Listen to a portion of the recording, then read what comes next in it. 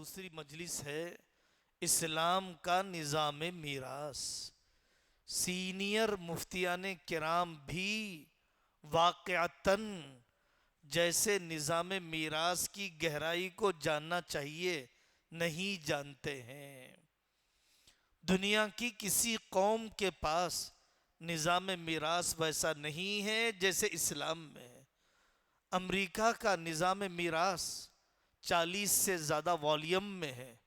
قرآن کا معجزہ چند آیتوں میں قیامت تک آنے والے خاندان کی ساری شکلوں کو نقل کر دیا۔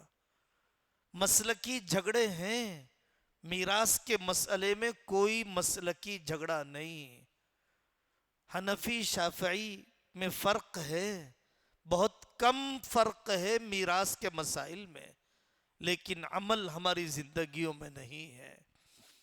دشمن نے ہاتھ ڈالا ہماری بدعملی کے بعد، قانون ہاتھ ڈالتا ہے عدالت کی سیڑھیاں چڑھنے کے بعد۔ پیسہ لے کر کیا کریں گے جب رشتے ہی ختم ہو جائے۔ حضرت شاہ ولی اللہ رحمۃ اللہ علیہ بہت بڑے آدمی ہیں، ایسا آدمی ہے جب امریکہ کی پیدائش ہو رہی تھی اس وقت وہ حجت اللہ البالغہ میں ایسا لگتا ہے ایک ایک امریکن تھنکر کی تھیسیس کو سامنے رکھ کر اس کے مقابلے میں کتاب لکھتے ہیں۔ انہوں نے لکھا نظام میراث رشتہ جوڑنے کے لیے فرض ہے میراث دینا، فریضۃ من اللہ۔ حرام خوری چلے گی نسلوں میں اگر ہم نے اپنی بہنوں کو بیٹیوں کو نہیں دیا۔ زبردست نفع ہے۔ ایک ہی اعتراض ہم جانتے ہیں، لڑکے کو ایک حصہ اور لڑکی کو آدھا حصہ، اس کو روپیہ اس کو آٹھانے۔ کتنی شکلیں ہیں جہاں پر عورت کو ہی ملتا ہے مرد کو نہیں ملتا، جہاں پر عورت کو زیادہ ملتا ہے مرد کو کم ملتا ہے، جہاں پر دونوں کو برابر ملتا ہے۔ ایسی صورتیں بھی ہیں جہاں پر اس کو 1 روپیہ اس کو 8 آنے ملتے ہیں۔ نظام میراث بھی سمجھیے، عورت پر اللہ نے فائنینشیل برڈن نہیں رکھا۔ بیوی کی کمائی مرد خرچ نہیں کرتا، کمائی سارا بوجھ مرد پر، میراث اس کی خرچ نہیں ہوتی، خرچ تو مرد کی ہوگی۔ بہن کا نکاح بھائی کرائے گا، بیوی کا خرچ شوہر اٹھائے گا، اس کی تو پوری بچت ہو رہی ہے۔ میرے بھائی یقین کر لو اللہ سے بڑا انسانوں کی فطرت کا جاننے والا کوئی نہیں، قرآن سے بڑا انصاف دلانے والا قانون نہیں۔ کمی ہمارے علم کی ہے یا کمی ہمارے عمل کی ہے؟ ہماری غلط تصویر نے اسلام کے بارے میں شبہات پیدا کر دی ہے۔ اگر ہماری عملی زندگی کی تصویر مناسب ہو اسلام پر انگلی اٹھانے کا موقع نہ ملے۔ جس رشتہ دار کو مرحوم سے جتنا ملنا چاہیے خالق فطرت نے دے دیا ہے۔ اور عورت اور مرد کو برابر کرنے کی باتیں، مساوات کی باتیں بہت ہوتی ہیں، برابری کہیں پر بھی نہیں دی گئی، نہ اب دی جا رہی ہے نہ دی جا سکتی ہے۔ برابری کا حقیقی مفہوم کیا ہے؟ ہمارے مفتی نویس سیف صاحب ایڈوکیٹ دامت برکاتہم آپ حضرات کو فرمائیں گے اس موضوع سے متعلق پورے جی جان سے ہر پہلو کو بیدار مغزی کے ساتھ متوجہ ہو کر سنیں۔ بہت اہم، بہت حساس، نایاب قسم کا موضوع ہے۔ وہاں پر جو بہنیں ماشاءاللہ جمع ہوتی جا رہی ہیں استقبال بھی ہو لیکن متوجہ بھی رہیں، ظہرانے کے وقت میں اختلاط اور تعارف بھی ہوتا رہے گا۔ بسم اللہ الرحمن الرحیم، الحمدللہ رب العالمین، والصلاة والسلام علی سیدنا محمد وعلی آلہ واصحابہ اجمعین، اما بعد۔ قال اللہ تبارک و تعالی اعوذ باللہ من الشیطان الرجیم، بسم اللہ الرحمن الرحیم۔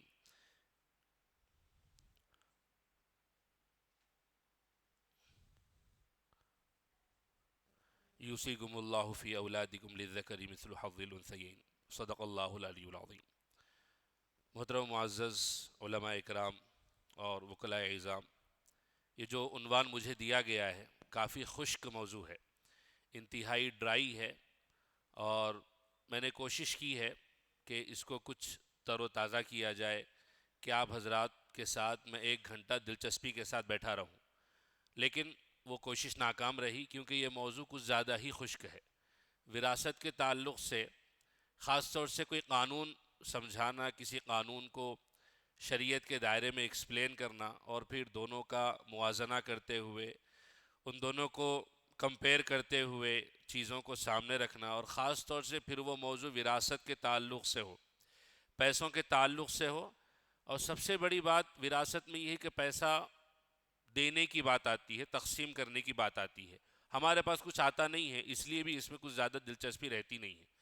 ہمارے پاس بھی جو ابھی قاضی صاحب بتا رہے تھے وصیت وغیرہ کے معاملات ہیں، وراثت کے معاملات ہمارے پاس آتے ہیں، کروڑوں کی وراثت تقسیم ہوتی ہے، فیس 5,000 روپے دی جاتی ہے، تو کہاں سے دلچسپی آئے گی؟ ظاہری بات ہے۔ تو یہ ڈرائی سبجیکٹ ہے، اس کو پہلے ہی سمجھ لینا چاہیے، اور اس کو کوشش کر کے کچھ تر و تازہ بنایا جا سکتا تھا، لیکن کچھ چیزیں درمیان میں رکاوٹ تھیں۔ تو میں یہ جو پریزنٹیشن تیار ہوا ہے، اور جتنے بھی یہاں پر پارٹیسپیٹ کیے ہیں، یہاں پر تشریف لائے ہیں، اور کافی دور دراز سے سفر کر کے بھی تشریف لائے ہیں، اور خاص طور سے چھٹی کے دن قربانی دے کر بھی آئے ہیں۔ یہ پریزنٹیشن تقریباً 71 پیجز کا ہے، آپ ٹائٹل اور لاسٹ پیج کو بھی نکال دیں، 70 پیجز کا ہے، اور کچھ زیادہ تفصیل نہیں ہے۔ میں نے اس میں 10 ٹاپکس کور کیے ہیں۔ یہ ایک انڈیکس ہے، یہ آپ کی اسکرین پر نظر بھی آ رہا ہے۔ اس میں ٹائٹل کا کلیریفیکیشن پہلے ہے، یعنی ہمارا جو ٹائٹل ہے دیکھیے، اسلامک لا آف انہیریٹنس، اس میں جسٹس ہے، وزڈم ہے، اور ہیومن نیچر کے ساتھ کتنا کمپیٹیبل ہے، یہ اس کو اس میں بتایا گیا ہے۔ دوسرا لرننگ آؤٹ کمز، یعنی اگر 1 گھنٹے کی بات ہو، 1 گھنٹے کی بات کیا، 10 منٹ کی بات ہو، لیکن آپ کو یہ معلوم نہ ہو کہ اس کے بعد مجھے ملے گا کیا، تو وہ 5 منٹ کی گفتگو بھی بیکار ہے۔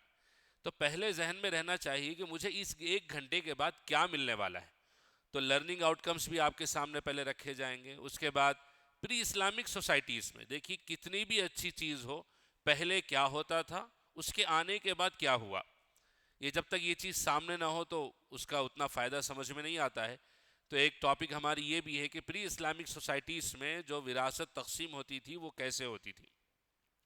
پھر قرآنی جو آیتیں ہیں، ان آیتوں میں کتنی اہمیت بتائی گئی ہے۔ مینڈیٹری ڈسٹریبیوشن ہے، یعنی یہ ایک آپشنل نہیں ہے، یعنی مرنے والے کی وراثت میں بچوں کو حصہ دینا یہ کوئی آپشنل نہیں ہے، بلکہ اوبلیگیشن ہے، فریضہ ہے۔ جہاں پر قرآن مجید کی اب آگے آئے گی ہماری پریزنٹیشن میں بات، قرآن مجید میں اللہ تبارک و تعالی نے وراثت کی آیتیں جہاں پر ذکر کی ہیں، وہ 2 آیتیں، بلکہ 3 جگہوں پر اللہ تبارک و تعالی نے وراثت کا ٹاپک ذکر کیا ہے، چھیڑا نہیں ہے، تفصیل سے ذکر کیا ہے۔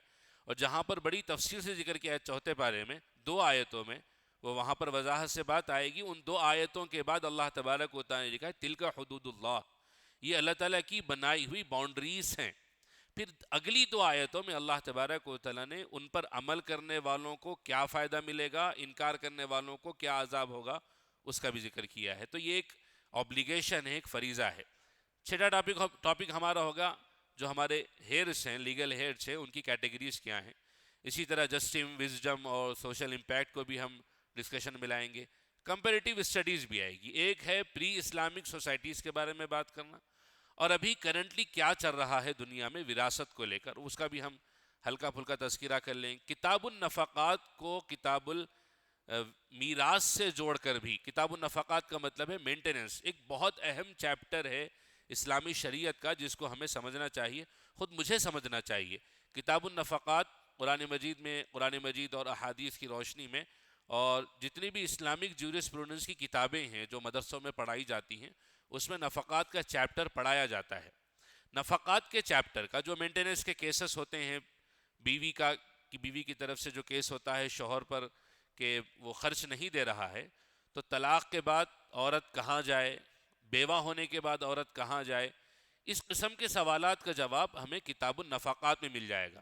اس کا میراث سے کیا تعلق ہے وہ ہم 9th جو سیشن ہے ہمارا اس میں دیکھ لیں گے سیکشن میں، اور اخیر میں میری اور آپ کی کیا ذمہ داریاں ہیں اور کیا سیناریو اب دنیا میں چل رہا ہے، اس کا تذکرہ کریں گے، اور کوشش کریں گے کہ 1 گھنٹے تک آپ کو کچھ زیادہ بوریت کا یا بیزارگی کا احساس نہ ہو۔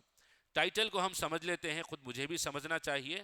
اسلامک لا آف انہیریٹنس کہ اس کا مطلب کیا ہے. قرآن مجید میں اور عربی زبان میں اس کو علم الفرائض کہا جاتا ہے.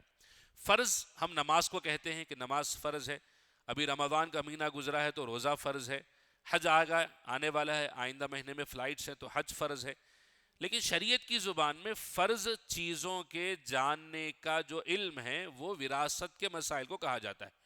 علم الفرائض جب شریعت کی زبان میں یا جیورسپروڈنس میں اگر ہم کہیں گے علم الفرائض، علم الفرائض کا مطلب ہے میراث کو جاننے کا علم.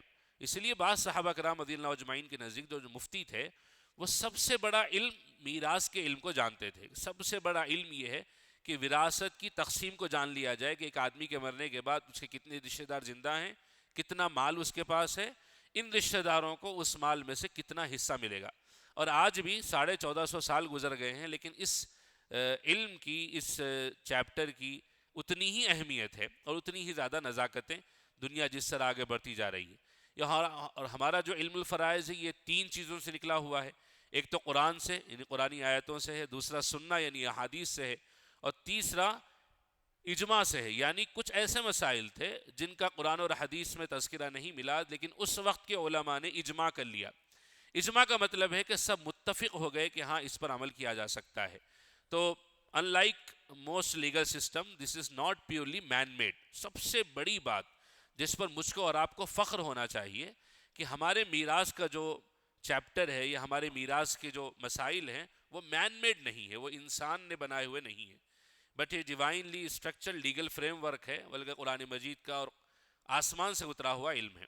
جسٹس ہمارے ٹائٹل کا بھی حصہ ہے. یہ پہلا ورڈ ہے. یہ اسلامک انہیریٹنس کا صرف مطلب یہ نہیں ہے کہ ایک ایکویلٹی لوگوں کو دی جائے، بلکہ یہ ایکویٹی دیتا ہے، فیئرنیس کے ساتھ حصے تقسیم کرتا ہے.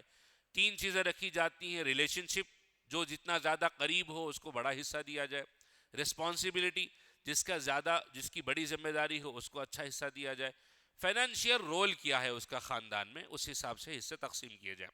حکمت بھی ہے، وزڈم ہے جس کا اچھا ترجمہ حکمت سے کیا جا سکتا ہے. اللہ تبارک و تعالی حکیم ہے اور حکمت والے ہیں. اللہ تبارک و تعالی کوئی فیصلہ حکمت سے خالی نہیں ہوتا ہے.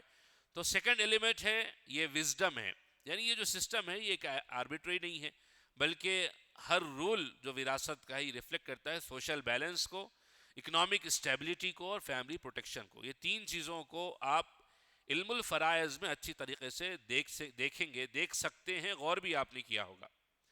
مثال کے طور پر یہ ہے کہ متعین حصے کر دیے گئے. صرف شریعت میں یہ نہیں بتایا گیا کہ بیٹا وارث ہوگا، بیٹی وارث ہوگی، بیوہ وارث ہوگی، ماں باپ وارث ہوں گے، بلکہ ورثاء کو متعین کرنے کے ساتھ ساتھ ان کا شیئر بھی بتا دیا گیا کہ ان کو اتنا شیئر ملے گا.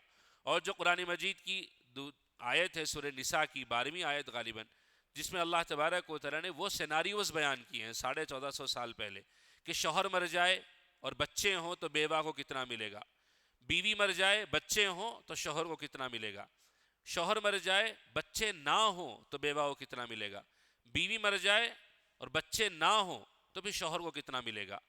یہ سیناریوز اللہ تبارک و تعالیٰ نے 950 سال پہلے بیان فرمائے اور اس کتاب میں بیان فرمایا جس میں نماز پڑھنے کا طریقہ اللہ تبارک و تعالیٰ نے ذکر نہیں کیا. 6500 آیت نازل فرما دی اللہ تبارک و تعالیٰ نے. اور وہ عبادت جس کے بارے میں اللہ تعالیٰ نے یہ فرمایا کہ سب سے پہلے اس کا حساب و کتاب لیا جائے گا، پھر وہ عبادت جس کے بارے میں آپ صلی اللہ علیہ وسلم نے فرمایا کہ اس میں میری آنکھوں کی ٹھنڈک ہے، جس کے بارے میں ہم شب معراج کی تقریروں میں سنتے بھی ہیں، بولتے بھی ہیں کہ یہ عبادت ایسی ہے جو آسمانوں پہ بلا کر دی گئی. لیکن اس نماز کا طریقہ اللہ تبارک و تعالیٰ نے ذکر نہیں فرمایا ہے، بلکہ اس نماز میں اتنی زیادہ سہولت رکھی گئی کہ جو جس طریقے پر پڑھنا چاہے، دلیلوں کی روشنی میں پڑھنا چاہے پڑھ سکتا ہے.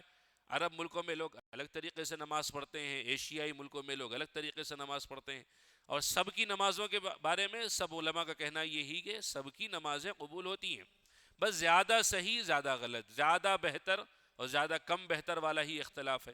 باقی کوئی یہ نہیں کہتا کہ ان کی نماز ہوگی یا ان کی نماز نہیں ہوگی. اچھے اور برے کا ہی اختلاف ہے، کم اچھے یا زیادہ اچھے کا اختلاف ہے.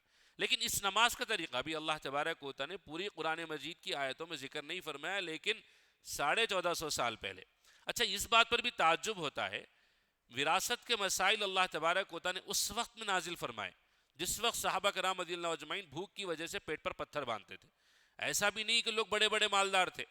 وہ جو واقعات ہم پڑھتے ہیں کہ غزوہ خندق کے موقع پر خندق کھودی جا رہی ہے اور صحابہ کرام رضی اللہ اجمعین نے جا کر آپ صلی اللہ علیہ وسلم کو اپنا پیٹ بتایا تو پیٹ پر پتھر بندھا ہوا ہے. آپ صلی اللہ علیہ وسلم نے اپنا پیٹ بتایا مبارک پیٹ جس پر 2 پتھر بندھے ہوئے. مشہور واقعہ ہے. خندق کھود رہے ہیں, غربت کا عالم ہے, اور ایک پیالہ دودھ لایا جاتا ہے جس میں آپ صلی اللہ علیہ وسلم اپنا تبرک ڈالتے ہیں تو پورے لوگوں کو بس ہو جاتا ہے. غربت کا اتنا عالم ہے کہ مسافر آتا ہے تو آپ صلی اللہ علیہ وسلم کو اعلان کرنا پڑتا ہے کہ اس مسافر کا کون خیال رکھے گا, اس کے لیے یہ خوشخبریاں ہیں. انتہائی غربت ہے, انتہائی غربت. سید الانبیاء والآخرین صلی اللہ علیہ وسلم کے مبارک گھر میں عائشہ رضی اللہ عنہ فرماتی ہیں 3 مہینے تک چولہا بھی نہیں جلتا تھا. ان کے بھانجے نے پوچھا کھاتے کیا تھے؟ 2 کالی چیزوں سے گزر ہوتا تھا, ایک کھجور کھاتے تھے, پانی پیتے تھے. چلو ٹھیک ہے, مالدار تھے سوسائٹی میں اس لیے وراثت کے احکام نازل ہوئے, ایسا نہیں.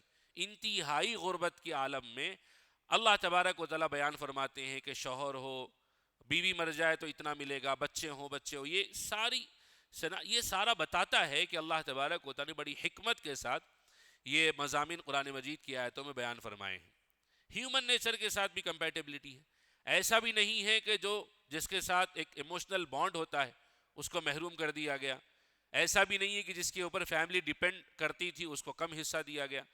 نیچر جس کو چاہتا ہے اس کو زیادہ دیا گیا, ایسا بالکل بھی نہیں ہے. یہ کچھ باتیں لکھ دی گئی ہیں کہ ایک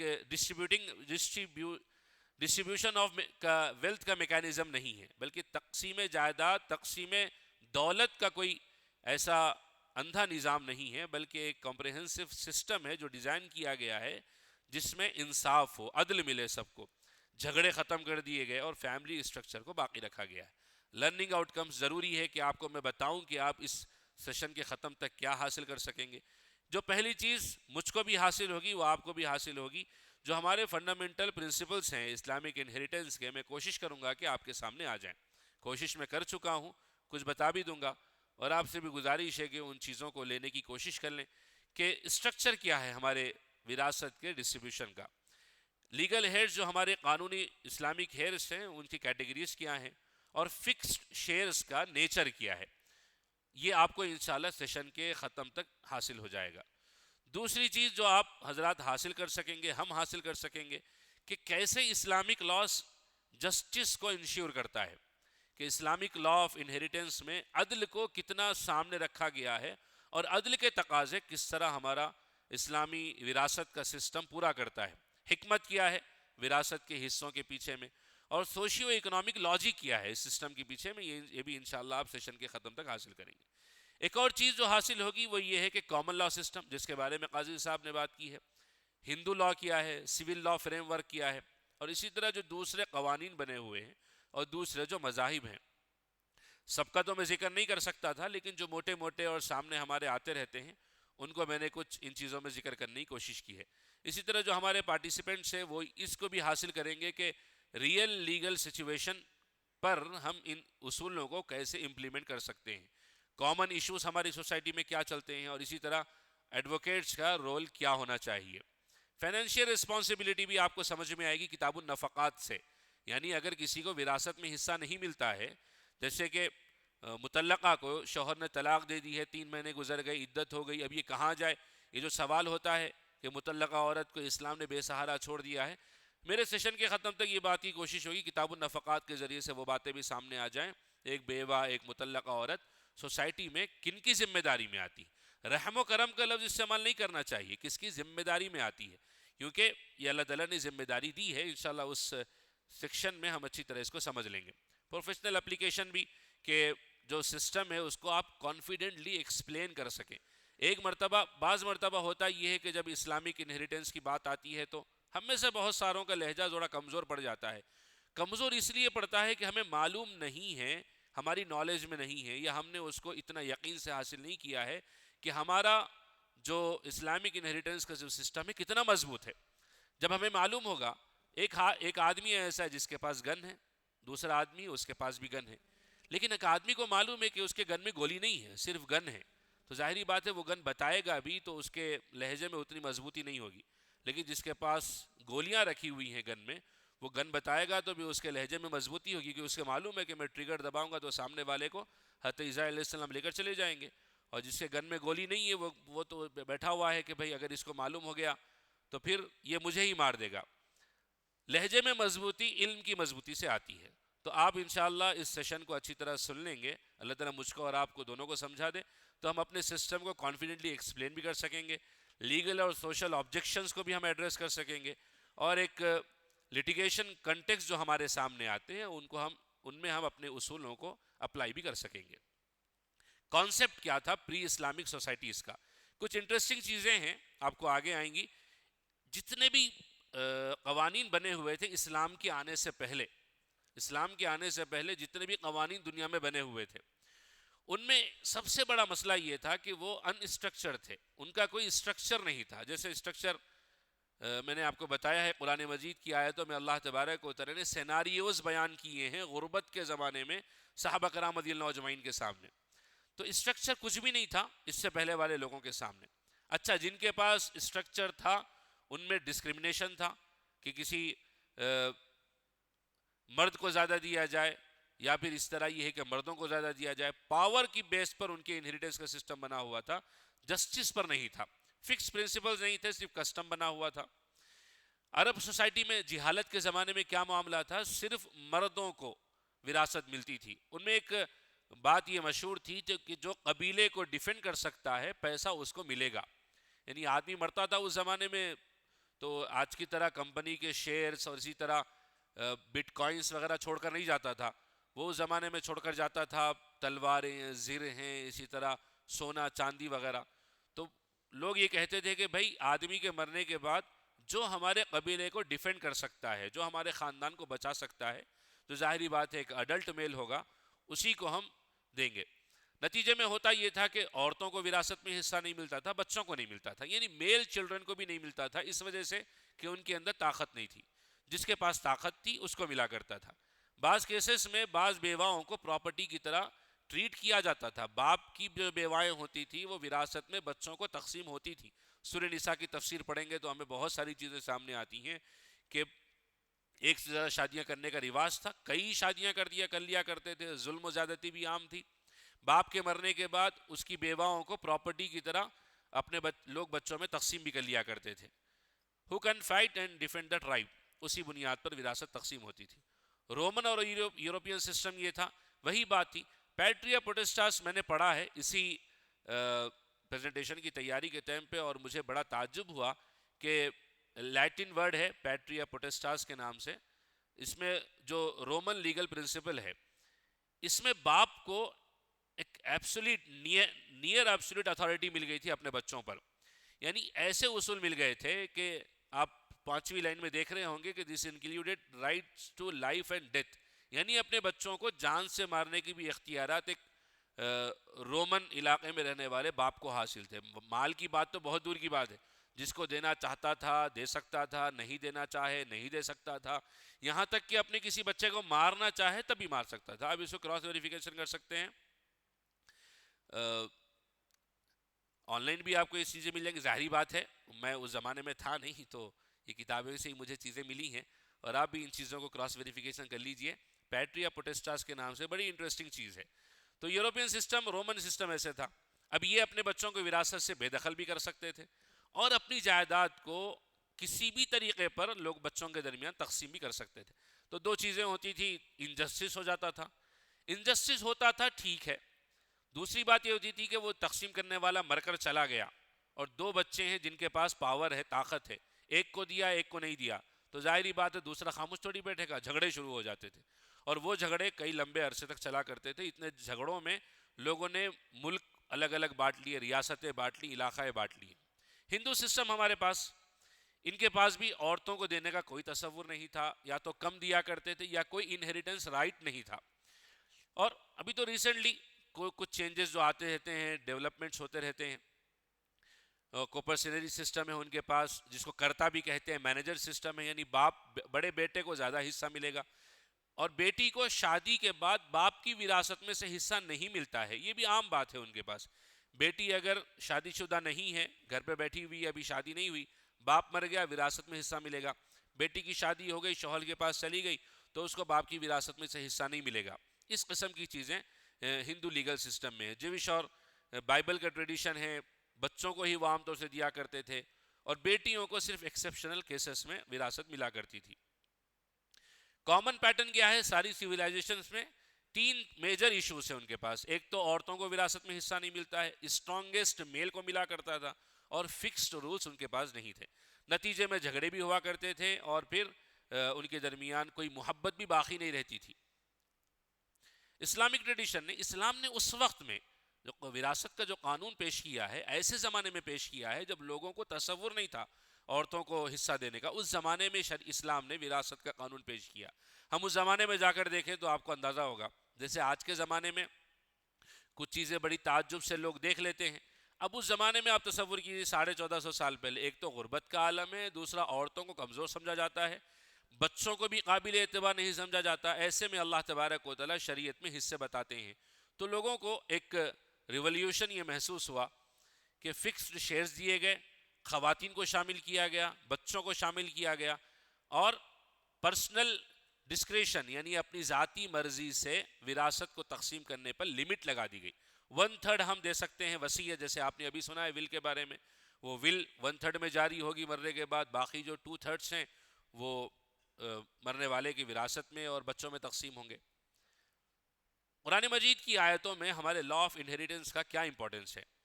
ایک تو یہ قرآن مجید کی آیتوں میں 3 جگہوں پر اللہ تبارک و تعالی نے اس کا تذکرہ فرمایا ہے. ایک تو سورہ نساء کی 11ویں آیت میں, 12ویں آیت میں, اور آیت نمبر 176 میں. غالباً ایک آیت مجھ سے چھوٹ گئی ہے. یہ 3 آیتوں میں اللہ تبارک و تعالی نے ذکر فرمایا. یہ آیت نمبر 11 ہے سورہ نساء کی. یہ یوصیکم اللہ فی اولادکم, جس کا پہلا پرنسپل اللہ تبارک و تعالی نے بیان فرمایا للذکر مثل حظ الانثیین, کہ the share of the male will be twice that of the female, یعنی لڑکی کو جتنا ملے گا لڑکے کو اتنا ملے گا. اس میں پہلے وراثت لڑکی کو ملے گی, لڑکی کو پہلے ملے گی, تبھی جا کر تو معلوم ہوگا نا کہ دگنا کتنا ہوگا. پہلے 1 ہوگا تو معلوم ہوگا کہ اس کا ڈبل 2 ہیں یا 4 ہیں یا 5 ہیں یا 10 ہیں. تو اسی لیے پہلے اللہ تبارک و تعالیٰ کا بیان کرنے کا انداز آپ غور کیجئے. اس پر تو ہماری نظر چلی جاتی ہے اعتراض کرنے والوں کی کہ اسلام نے عورت کو کم حصہ دیا ہے, لیکن اس پر نظر نہیں جاتی کہ اللہ تبارک و تعالیٰ نے وراثت کا جو اسٹینڈرڈ بنایا ہے وہ عورت کے حصے کو بنایا ہے. للذکر مثل حظ الانثیین, آپ ٹرانسلیشن آپ دے سکتے ہیں کہ the share of the male will be twice that of the female. twice کا مطلب کیا ہوگا؟ جو پہلے چیز سنگل ہوگی اسی کا تو twice بنایا جائے گا, یعنی پہلے عورتوں کو حصہ دیا جائے اس کے بعد اس کا دگنا مردوں کو دیا جائے. معیار بنایا گیا, اسٹینڈرڈ بنایا گیا عورتوں کو, بچیوں کو, خواتین کو. تو اس کو ہمیں ایکسپلین کرنا چاہیے. یہ ہماری قرآن مجید کی آیت ہے, کسی عالم کا کوئی ٹیکسٹ نہیں ہے. جب ہم اس سلسلے میں بات کریں تو قرآن مجید کی آیت پیش کر کے ہم بتا سکتے ہیں دیکھو بھئی ہمارے پاس عورتوں کو اسٹینڈرڈ بنایا گیا ہے میراثت کی تقسیم میں. کم زیادہ کی بات بعد میں آئے گی, اسٹینڈرڈ بنانا ہی بہت بڑی بات ہے.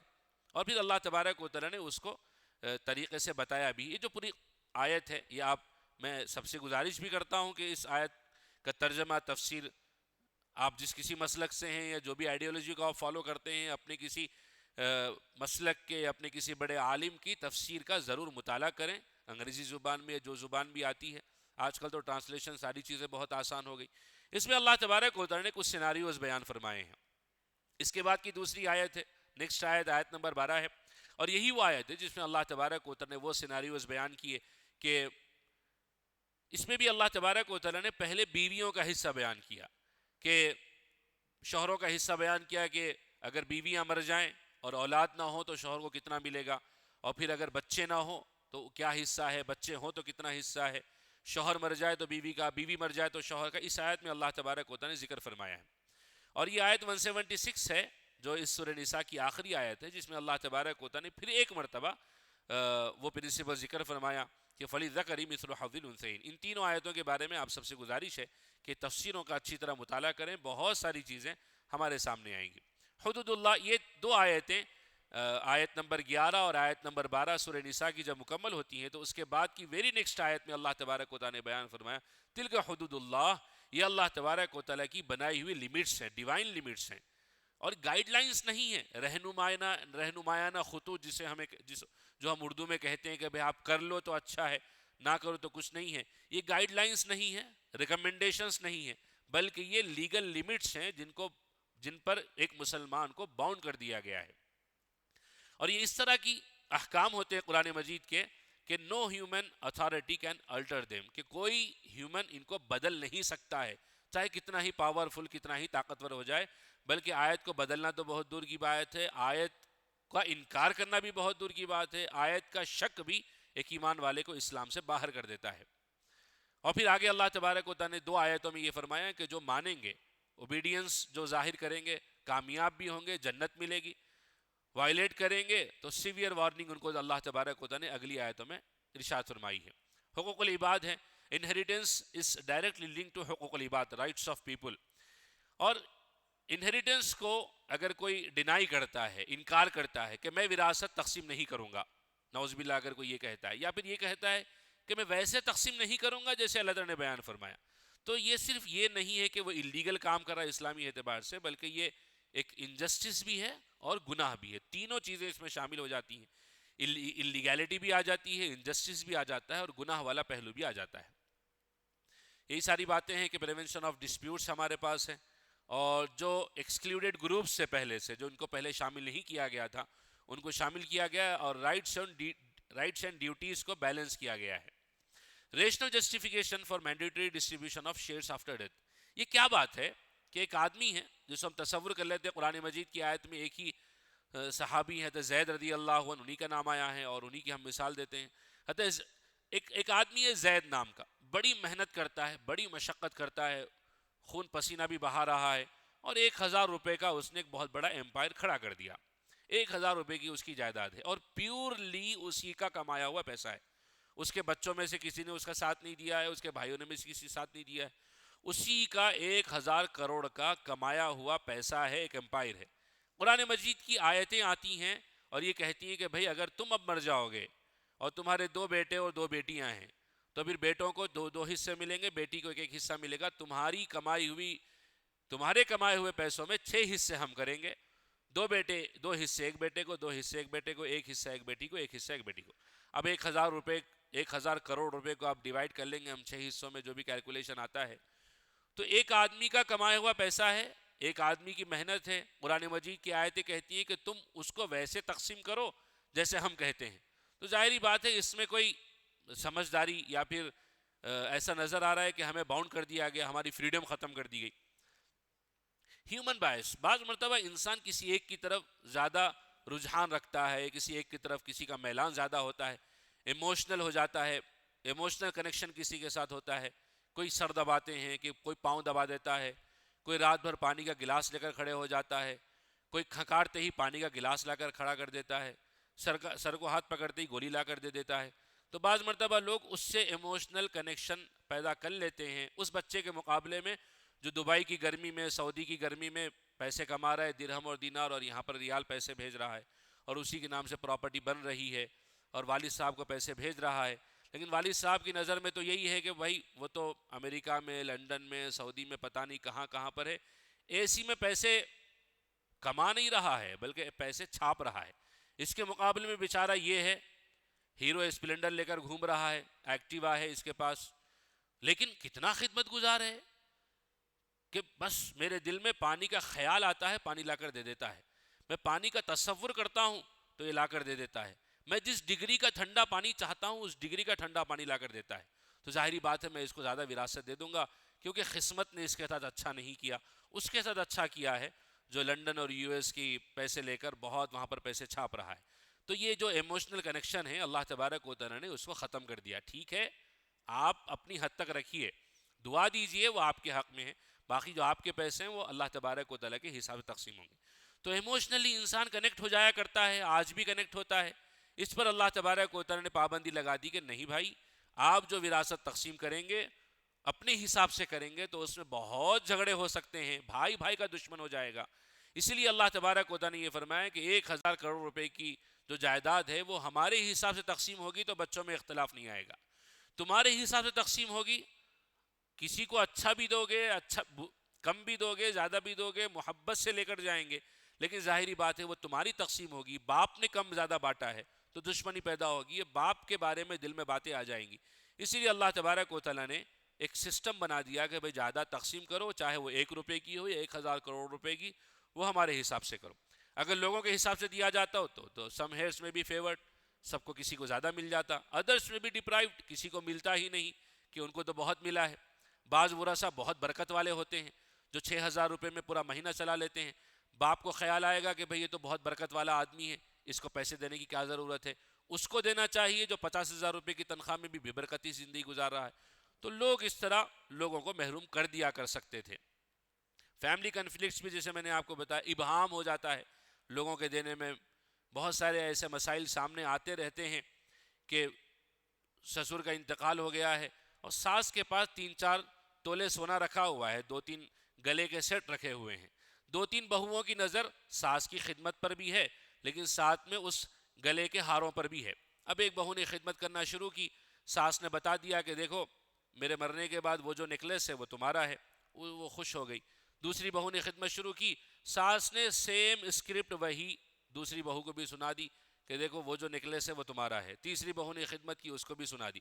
اب گھر میں کا سسٹم بنا ہوا تھا، ناشتہ ایک کا، ظہرانہ ایک کا، عشائیہ ایک کا، بریک فاسٹ، لنچ، ڈنر، اور تینوں کے بارے میں ساس نے بتا دیا کہ تمہارا ہے۔ اب مرنے کے بعد خواہ مخواہ کے جھگڑے شروع ہو گئے ہار پر۔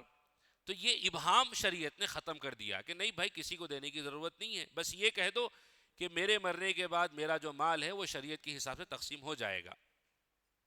ان ایکول ڈسٹریبیوشن یہ بھی ختم کر دیا شریعت نے۔ سسپیشن آف انفیئرنیس یہ بھی شریعت نے ختم کر دیا۔ اور ولنریبل جو ممبرز ہوتے ہیں، ایک تصور کر لیتے ہیں ہم، ایک زید کا ہی تصور کر لیتے ہیں۔ زید نے 1,000 کروڑ کی جائیداد بنائی ہے، پیسہ بہت تھا تو ایک سے زیادہ شادیاں بھی اس نے کی ہیں۔ چھوٹی بیوی کا جو بچہ ہے وہ ابھی 6 سال کا ہے، بڑی بیوی کے جو بچے ہیں وہ 25 سال کا ہے، MBA کیا ہوا ہے، بہت سمجھدار ہے۔ سمجھدار کے بجائے ہم لفظ تبدیل کر دیں گے، شاطر کر لیتے ہیں، جو زیادہ سوٹ بھی ہوتا ہے ہمارے سیناریو کو۔ جو بڑی بیوی کا بڑا بیٹا 25 سال کا ہے وہ بہت بڑا شاطر ہے۔ دوسری بیوی کا جو چھوٹا بیٹا ہے 6 سال کا ہے، ظاہری بات ہے اس کو کیا آتا ہے، معصوم ہے۔ اب یہ جو ولنریبل ہو گیا ہے وہ، کیونکہ اگر یہ 1,000 کروڑ والا مر جائے زید، ظاہری بات ہے مرنا ہی ہے اس کو ایک دن، تو ظاہر وہ 25 سال والا جو شاطر اس کا بڑی بیوی کا بڑا بیٹا ہے وہ ایسی کچھ چیزیں چلائے گا کہ اس بیچارے بچے کو نہیں ملے گا۔ تو شریعت نے مینڈیٹری کر دیا، لازم کر دیا کہ جتنی بیویاں ہوں گی، جتنے بچے ہوں گے، ان میں میلز کو اتنا شیئر ملے گا، فیمیلز کو اتنا شیئر ملے گا۔ اگر اللہ تبارک و تعالیٰ سسٹم نہ بناتے تو وہ 25 سال والا شاطر نوجوان وہ پورا لے لیتا اور یہ 6 سال والے بچے کو کچھ بھی نہ ملتا۔ تو ایک فکسڈ انفورسیبل شیئر بنا دیا گیا اور ڈیپینڈنٹ کو ان پروٹیکٹڈ نہیں رکھا گیا ہے۔ یہ الفاظ بڑے اچھے، ان کو ذہن میں رکھنا چاہیے۔ No dependent is left unprotected, کوئی ڈیپینڈنٹ ان پروٹیکٹڈ نہیں ہے۔ وراثت کے مسائل میں سب کو پروٹیکشن دیا گیا، سب کو تحفظ دیا گیا ہے۔ ایبسلیوٹ اونرشپ پر پابندی لگا دی گئی کہ اونرشپ از اے ٹرسٹ، امانہ۔ یہ جو اعتراض پہلے آیا تھا کہ 1,000 میں نے کمائے ہیں، میری محنت کی بات ہے، اللہ تبارک و تعالیٰ نے فرما دیا کہ جو 1,000 روپے تمہیں ملے ہیں یہ میرے خزانے سے ملے ہیں اور یہ تمہارے پاس امانت ہے، یعنی جتنا استعمال کرنا ہے میں نے تمہیں اجازت دی، استعمال کر لو، باقی جب تم چھوڑ کر آؤ گے تو وہ ہمارے حساب سے ہی لوگوں میں تقسیم ہوگا۔ ڈیتھ کے بعد یہ رائٹ شفٹ ہو جاتے ہیں رائٹ فل ہیڈز کو۔ اکنامک سرکولیشن آف ویلتھ ہے، پیسہ سرکولیٹ ہوتا ہے۔ پیسہ ایک جگہ پر رہنے سے مالداری خاندان میں نہیں آتی ہے، پیسہ پھیلنے سے خاندان میں آتی ہے مالداری۔ Distributes wealth across multiple heads, result کیا نکلتا ہے؟ Circulation of wealth within society. ایک خاندان میں، ایک سوسائٹی میں دولت پھیلنے لگتی ہے۔ 1,000 کروڑ ایک کے پاس تھے، وہ تقسیم ہو گئے، کسی کو 20 کروڑ ملے، کسی کو 15 کروڑ ملے، کسی کو 7.5 کروڑ ملے، اور اس نے اس سے اپنی چھوٹے چھوٹے کاروبار شروع کر دیے اور پھر اس سے پیسہ کمانے لگا۔ فائنینشیل رسپانسبلٹی آگے بڑھنے لگی، لیگل سرٹینٹی اور پریڈکٹیبلٹی آ گئی ہے۔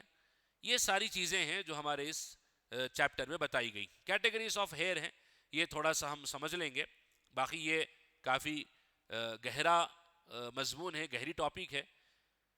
یہ جو شیئرز ہیں قرآن مجید میں اللہ تبارک و تعالی نے جو بتائے ہیں، شیئرز جس کو لفظ ذکر کیا گیا ہے، ہیئرز، ایک تو شوہر ہے، اگر بیوی مر جائے، شوہر مر جائے تو بیوی ہے، والدین اگر زندہ ہیں تو فادر اینڈ مدر ان کو پہلے ملے گا، ان کو بھی ملے گا، اسی طرح بچے ہیں۔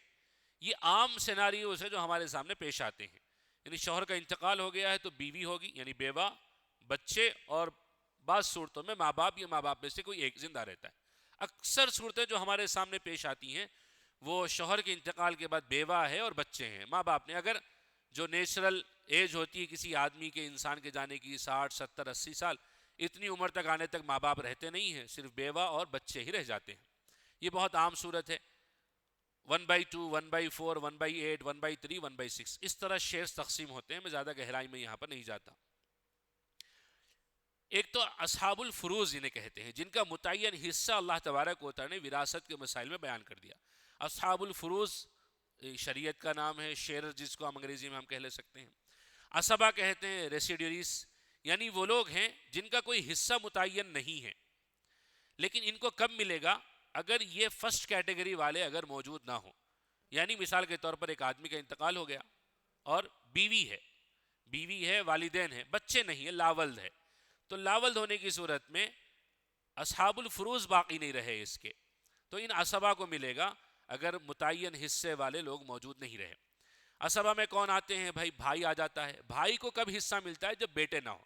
بھائی بہن کو کب ملتا ہے؟ جب بیٹے نہ ہو. اگر بیٹے ہیں تو بھائی بہن خود ہی نکل جاتے ہیں, ان کو وراثت میں سے کچھ بھی حصہ نہیں ملتا ہے. بعض مرتبہ کسی کی صرف بیٹیاں ہوتی ہیں, بیٹے نہیں ہوتے ہیں, تو ایسی صورت میں بھی بھائی بہنوں کو حصہ ملنے کے چانسز پیدا ہو جاتے ہیں. تو یہ پیٹرنل ریلیٹیوز ہوتے ہیں, باپ کی طرف کے حصے دار ہیں, ان کو مل جاتا ہے. اسی طرح بیوی کا انتقال ہوا, شوہر موجود ہے اور بیوی کے ماں باپ موجود ہیں, بیوی کے بھائی بہن موجود ہیں. یہ سیناریو تھوڑا سمجھ لیجیے آپ. لکھنا چاہتا تھا میں لیکن نہیں لکھ سکا. بیوی کا انتقال ہوا ہے, شوہر موجود ہے, اولاد کچھ نہیں تھی اس جوڑے کو, شوہر موجود ہے, بیوی کے ماں باپ ہیں, بیوی کے بھائی بہن. اب بیوی کی وراثت میں سے بیوی کے بھائی بہن کو حصہ ملے گا. میرے سالے کو کیوں ملے گا بھائی؟ 25 سال ہمارا رشتہ چلا, میں بچے نہیں رہے تو سالے کو مل جاتا کیا؟ یہ عام قسم کے الفاظ ہمارے سامنے آتے رہتے ہیں, اور اس کا تصور بھی نہیں کرتے ہم کہ بیوی کی وراثت میں سے اس کے بھائی کو, شوہر کو مکمل مالک سمجھ لیا جاتا ہے. اسی طرح شوہر کے انتقال کے بعد بیوی کو مکمل مالک سمجھا جاتا ہے. حالانکہ ایسا نہیں ہے, شریعت نے متعین کیا ہے بیوی کے پاس اگر سونا چاندی وغیرہ جو بیوی شادی کے وقت لے کر آئی تھی یا کہیں پر انویسٹ کیا ہے, اور آج کل تو عام چیزیں ہیں, لوگوں میں شعور بھی پیدا ہو رہا ہے, ہونا بھی چاہیے کہ بیوی کے نام پر کچھ پیسہ رکھ کر انویسٹ کیا جائے, جس کی آمدنی جس کا پروفٹ بیوی کو آتا رہے اور بیوی ان پیسوں کی مالک رہے. تو بیوی کے پاس سونا چاندی ہے, بیوی کے پاس کچھ پیسے ہیں, بیوی کے نام پر کچھ پراپرٹی ہے جو اس کو مہر کے بدلے میں ملی ہے, یا شوہر نے اپنی زندگی میں کوئی پراپرٹی اس کو دلوائی تھی. بیوی کے انتقال کے بعد اگر بیوی کو بچے نہ ہو, اس جوڑے کو بچے نہ ہو, تو بیوی کے بھائی بہن کو بیوی کی وراثت میں سے حصہ ملے گا. اور یہ ایسا سیناریو ہے جس کے پاس ہمارے پاس شاید ہی عمل ہوتا ہے, اور لوگوں کو مسئلہ بتایا جائے, تعجب بھی کرتے ہیں لوگ کہ بھئی سالوں کو ہمارے پاس سے حصہ کیسے ملے گا. یعنی گالی کے لیے استعمال نہیں کرتے ہیں, رشتے کے لیے استعمال کرتے ہیں کہ سالے صاحب کو یا سالی صاحبہ کو ہمارے پاس سے حصہ کیسے ملے گا. حالانکہ یہ شریعت کا قانون ہے اور اللہ تبارک و تعالی نے اس کو ڈیزائن ہی ایسے کیا ہے.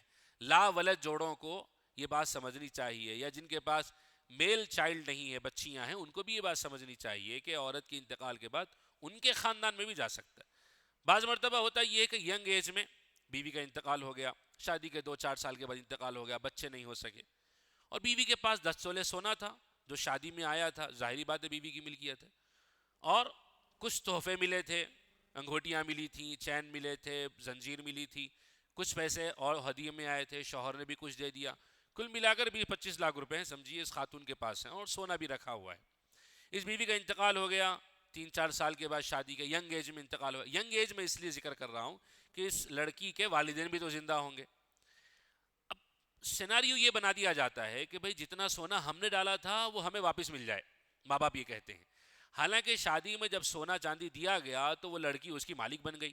مالک بننے کا مطلب یہ ہے کہ اب ٹوٹل ماں باپ کو نہیں ملے گا, اس کے بھائی بہن کو بھی ملے گا, کیونکہ ینگ ایج ہونے کی وجہ سے اور شادی کے کم عرصے کے بعد انتقال ہونے کی وجہ سے بچے نہیں تھے. تو جیسے شروع میں بتایا گیا بہن بھائیوں کو بھی وراثت میں سے حصہ ملتا ہے, لیکن اس طرف ہمارا ذہن نہیں جاتا اور عام لاپرواہی اس سلسلے میں بڑھتی جاتی ہے. تو عصبہ ہیں, یہ وہ لوگ ہیں جو فرسٹ کیٹیگری کے ہیئرس نہیں ہیں, ان کا نمبر سیکنڈ کیٹیگری پہ آتا ہے, اس وقت آتا ہے جب فرسٹ کیٹیگری کے لوگ موجود نہ ہوں. جی, آرڈر آف پرائرٹی کیا ہوگی؟ پہلے شیئررز یعنی اصحاب الفروض. اصحاب الفروض کا مطلب ہے بیوی یعنی بیوہ, بچے, ماں باپ, یہ پہلے نمبر پر آتے ہیں. اور بیوی کا انتقال ہو جائے تو شوہر اور مرنے والی کے ماں باپ اور بچے جو ہیں وہ آتے ہیں. ریسیڈریز میں وہ آتے ہیں جو باقی رہ گئے. ڈسٹینٹ کنڈرڈ ایک سلائیڈ وہ بھی تھی کہ اگر کچھ بھی لوگ موجود نہ ہو تو دور دراز کے رشتہ داروں کو بھی وراثت میں حصہ مل جاتا ہے. ایک سسٹمیٹک ہے اور کنفلکٹ فری ڈسٹریبیوشن ہے یہ. یعنی ڈسٹریبیوشن جو ہے کنفلکٹ فری ہے, کوئی جھگڑا اس میں نہیں ہے. آپ جتنا غور کریں گے تو آپ کو اتنا زیادہ ہی اطمینان ہوگا ہمارے اپنے عقیدے پر. پہلی چیز ہمیں حاصل یہی کرنا ہے, پہلی چیز ہمیں یہی حاصل کرنا ہے کہ ہمیں 100% ہماری عقیدے پر, ہماری شریعت پر 100% اطمینان حاصل ہو جائے. آپ جتنی زیادہ ڈیپ میں چلے جائیں گے آپ کو اتنا زیادہ اطمینان انشاءاللہ حاصل ہوتا رہے گا. ویریشن آف شیئرس ہے, ان میں حکمت کیا ہے؟ جسٹس, وزڈم اور سوشل امپیکٹ. یہ سیشن میں 3 چیزیں انشاءاللہ ہوں گی. جسٹس ورسس ایکویلٹی, مفتی صاحب نے بھی اشارہ فرمایا ہے کہ جو لڑکیوں کو وراثت میں سے کم حصہ ملتا ہے یہ اس وجہ سے نہیں ہے کہ ہمارے پاس جنڈر ڈسکریمنیشن ہے, اس وجہ سے نہیں ہے, بلکہ فائنینشیل ریسپانسبلٹی دیکھ کر کم حصے زیادہ حصے دیے گئے. ایک خاتون ہیں, جیسے میں نے بتایا کہ ان کے نام پر کچھ پیسے انویسٹ کر دیے گئے اور ماشاءاللہ اچھا پروفٹ آنے لگا ہے. ایک خاتون ایک بزنس وومن ہے, اچھا پیسہ کماتی ہے. کسی بھی پیسہ کمانے والی خاتون کو چاہے وہ ماہانہ 2 لاکھ روپے کمائے, آپ کسی بھی مسلک کے کسی بھی مفتی صاحب سے مسئلہ پوچھ لیں, 5 لاکھ روپے ماہانہ, 10 لاکھ روپے ماہانہ کمانے والی عورت پر بھی نہ اپنے ماں باپ کا خرچہ اٹھانے کی ذمہ داری ہے, نہ اپنا شوہر کا خرچہ اٹھانے کی ذمہ داری ہے, نہ اپنے بچوں کا خرچہ اٹھانے کی ذمہ داری. اس کو مزید ایلابریٹ کر کے اگر میں بول دوں, بیوی 5 لاکھ روپے کما رہی ہے, شوہر 25,000 روپے کما رہا ہے, تب بھی بچوں کی ذمہ داری 25,000 روپے والے شوہر پر آتی ہے, 5 لاکھ روپے کمانے والی بیوی پر نہیں آتی ہے. آپ کسی بھی دارالفتہ سے فتویٰ لے لیجیے. اسی لیے اللہ تبارک و تعالی نے جب فائنینشیل رسپانسبلٹی نہیں دی تو شریعت نے وراثت میں حصہ کم دیا ہے, مکمل محروم نہیں کیا. ایک اور طریقے سے یہ بھی بتایا جاتا ہے کہ اس کو باپ کی وراثت میں سے بھی حصہ ملتا ہے, ان کو شوہر کی وراثت میں سے بھی حصہ ملتا ہے, اور ان پر خرچہ کہیں نہیں ہے. اچھا, بیٹے کو حصہ ملتا ہے, خرچ کرنے کے لیے لوگ موجود ہیں, بیوی پر خرچ کرنا ہے, بچوں پر خرچ کرنا ہے. بیٹی کو جو حصہ ملے گا وہ کہیں پر بھی اس کو خرچ نہیں کرنا ہے. ہم تصور کر لیتے ہیں ایک لڑکا اور لڑکی کا, زید اور فاطمہ ہے مثال کے طور پر, 1,000 کروڑ روپے کی جائیداد باپ نے چھوڑی ہے, بیٹے کو حصہ ملا ہے. اب 1:2 شیئر کے حساب سے تقسیم ہوگا, 666 کروڑ جہاں تک میرا اندازہ ہے بیٹے کو ملیں گے اور 333 کروڑ جو ہیں بیٹی کو ملیں گے. لیکن یہ 666 کروڑ جو بیٹے کو ملے ہیں یہ خرچ کرے گا اپنی بیوی پر, اپنے بچوں پر. 333 کروڑ جو بیٹی کو ملے ہیں یہ کسی پر بھی خرچ نہیں کرے گی, کرنے کو لازم ہی نہیں کیا گیا ہے. ہاں, کسی کو کچھ چاکلیٹ واکلیٹ دلا دے, کیڈبری وغیرہ تو الگ بات ہے, 5 اسٹار وغیرہ اپنے بچوں کو خوشی میں کہ میرے باپ سے 333 کروڑ روپے ملے ہیں تو کٹ کیٹ کا ڈبہ میرے بچوں کو, 5 اسٹار کا ڈبہ میرے بچوں کو, بھی الگ بات ہے. لیکن اب یہ باپ پر ذمہ داری ہے بھائی, 666 کروڑ ملے ہیں تو بیٹا بولے گا مجھے MBBS کراؤ, باپ نے کہا تم قابل نہیں ہو, تمہیں نیٹ میں سیٹ نہیں آئی. کیا ضرورت ہے بابا, آپ کے پاس 666 کروڑ روپے, 50 کروڑ آپ 2-3 کروڑ روپے پھینکیے, میڈیکل کی سیٹ آ جائے گی. اس کے پاس تو منہ کھولے ہوئے رشتہ دار موجود ہے بھائی بیچارے کے پاس, تو بیچارہ کیوں کہیں 666 کروڑ روپے ملے ہیں, تو فی الحال یہ بیچارہ نہیں ہے. تو ایسے معاملات ہیں جن پر غور کرنے کی ضرورت ہے. میجر ڈیفینڈ کرنے والی بات نہیں, ایکسپلین کرنے والی بات ہے. ایکسپلین کرنے والی بات یہ ہے کہ لڑکی پر فائنینشیل ریسپانسبلٹی 0 ہے, کچھ بھی نہیں ہے. یہاں تک میں اس کو اور باتیں آتی جا رہی, میں آپ کو یہ کہوں کہ 333 کروڑ روپے مل گئے نا بھائی, اس کو 333 کروڑ روپے مل گئے. اس کے شوہر نے یہ کہا کہ بھائی بقرعید آنے والی ہے, میری طرف سے قربانی آپ کرو. میری تو قربانی کرتے رہتے ہیں آپ, میری طرف سے قربانی کرو, 333 کروڑ روپے مل گئے. بیوی یہ کہہ سکتی ہے کہ بھئی آپ کی قربانی آپ پر واجب ہے, میں نہیں کروں گی, تو بالکل یہ بات اپنی جگہ پر درست ہے.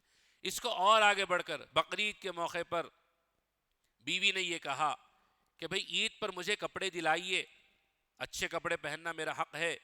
شوہر نے کہا کہ بھئی تمہارے پاس 333 کروڑ روپے ہیں, خرید لو, کپڑے کیا شو روم خرید لو.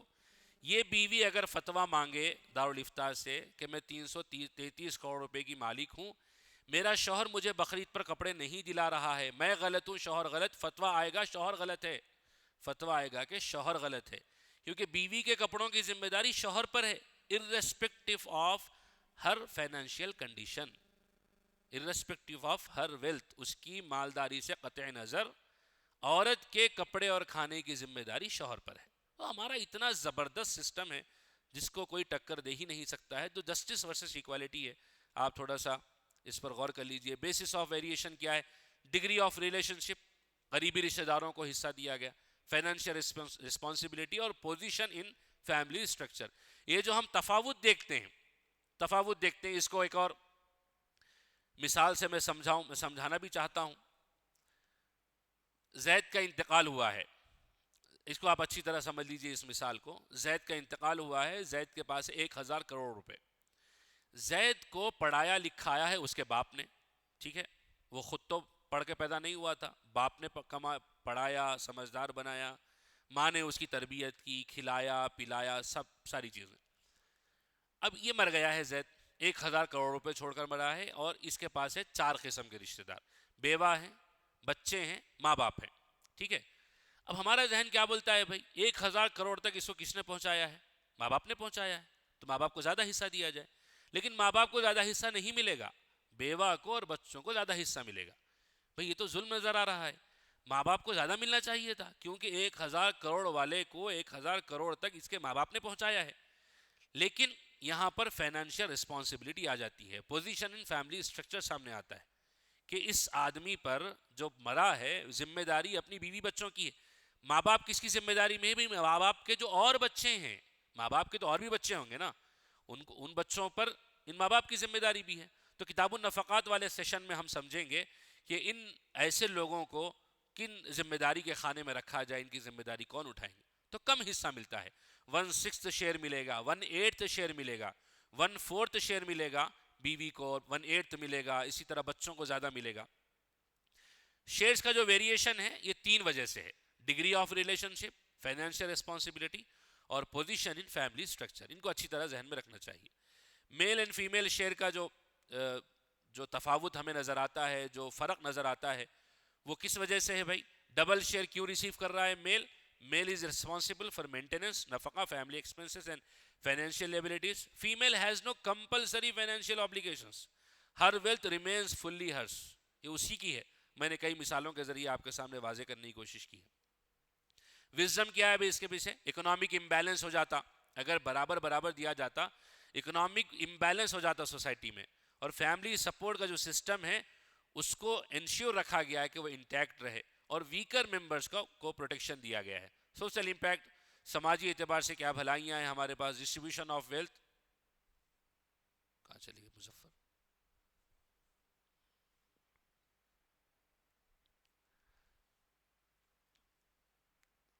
سوشل امپیکٹ, سماجی اعتبار سے یہ سارے خاندان میں پیسہ پھیلتا رہتا ہے,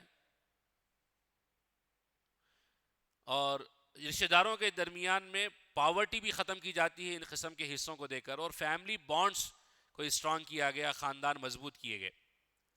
یہ ایک کمپیریزن کا ایک چارٹ ہے, آپ اس کو دیکھ سکتے ہیں. کامن لا سسٹم ہے, ماڈرن ہندو لا ہے, اور سول لا سسٹم ہے. کمپیریٹیو اسٹڈیز الگ ہے. دیکھیے common law versus civil law, اس کا فرق ہمارے لا کے اسٹوڈنٹ سمجھ سکتے ہیں. تفصیل میں جانے کی اتنی ضرورت محسوس نہیں کرتا ہوں. کچھ ملک ایسے ہیں, کچھ کنٹریز ایسی ہیں جہاں پر کامن لا چلتا ہے, اور کچھ کنٹریز ایسی ہیں جہاں پر سول لا چلتا ہے. چاہے وہ کامن لا ہو, چاہے وہ سول لا ہو, جہاں پر ایک ٹیسٹامنٹری فریڈم دیا گیا ہے, آلموسٹ ایبسولوٹ فریڈم دیا گیا ہے کہ آپ کا پیسہ ہے, آپ جیسے چاہے تقسیم کرو. تو نتیجے میں کیا ہو گیا؟ قریبی رشتہ دار کو بھی بعض مرتبہ پیسے نہیں ملے, قریبی رشتہ دار کو بھی نکال دیا گیا, بیوی بچوں کو بعض مرتبہ نہیں ملے, بعض مرتبہ فراڈ کلیمز کیے گئے, انفلوئنس آ گیا, بہت ساری چیزیں آ گئی جس کی وجہ سے کامن لا بھی اس سلسلے میں اتنا اثر نہیں دکھاتا ہے, سول لا بھی نہیں دکھاتا ہے. میں نے کامن لا کے لیے یو کے اور انڈیا کی مثال دی ہے, اور سول لا کے لیے یورپین کنٹریز کی پریزنٹیشن گروپ میں شیئر کیا جائے گا, آپ وہاں پر بھی دیکھ سکتے ہیں. ہندو لا میں کیا ہے بھائی؟ ہندو لا میں پاسٹ اینڈ پریزنٹ. پاس میں ہندو لا میں تو کوئی تھا ہی نہیں معاملہ. ہندو لا کا جو کوڈیفائڈ جو لا بنا ہے, Hindu marriage act 1954, 1955, 1952, Indian succession act ہے, یہ سارے تو 1950s کے بعد بنے ہیں. اس سے پہلے ایک اپرچونٹی سسٹم تھا, میل ڈومیننس تھا, وومن کو ایکسکلوڈ کیا جاتا تھا. ماڈرن میں ایکول رائٹس دیے گئے. اچھا ایک جگہ سے نکلے تھے, دوسری جگہ پر ایسے پہنچ گئے کہ وہاں پر بھی اتنی زیادہ فائدہ سوسائٹی کے اعتبار سے نظر نہیں آ رہا. ریفارم بیسڈ ریولیوشن ہے, ایولیوشن ہے, کرسچن اور عیسائیوں کے پاس کیا ہے؟ یہاں پر بھی میل ہیڈز کو ہی پریفرنس زیادہ دیا گیا، میل ڈومیننس بھی ہمیں نظر آتا ہے۔ یہ اہم چیپٹر ہے، تھوڑی سی توجہ میں چاہوں گا اور اس کے بعد میں کوشش کروں گا کہ بات ایک اور سیشن کے بعد مکمل کر لوں۔ یہ کتاب النفقات اور انہیریٹنس کے درمیان انٹر ریلیشن شپ کیا ہے، ہم اس کو بالکل ہی الگ سمجھتے ہیں، اس کو جوائنٹ کر کے سمجھنا بھی چاہیے، پڑھنا بھی چاہیے۔ کتاب النفقات بہت اہم حصہ ہے ہمارے اسلامک جوریسپروڈنس کا، اسلامک فقہ کا، جس میں خرچہ کون اٹھائے گا، کس کا خرچہ کون اٹھائے گا، یہ بتایا گیا ہے۔ ہمارے پاس جو سوسائٹی اسلامی معاشرہ، اسلامی نظام کی ہم بات کرتے ہیں، کتاب النفقات کے بغیر ہم اس کو مکمل سمجھ ہی نہیں سکتے۔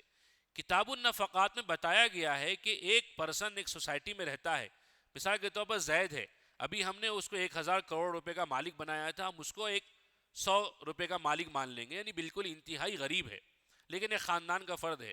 اب اس کی ذمہ داری کون اٹھائے گا؟ کتاب النفقات میں اس کی مکمل وضاحت کی گئی ہے۔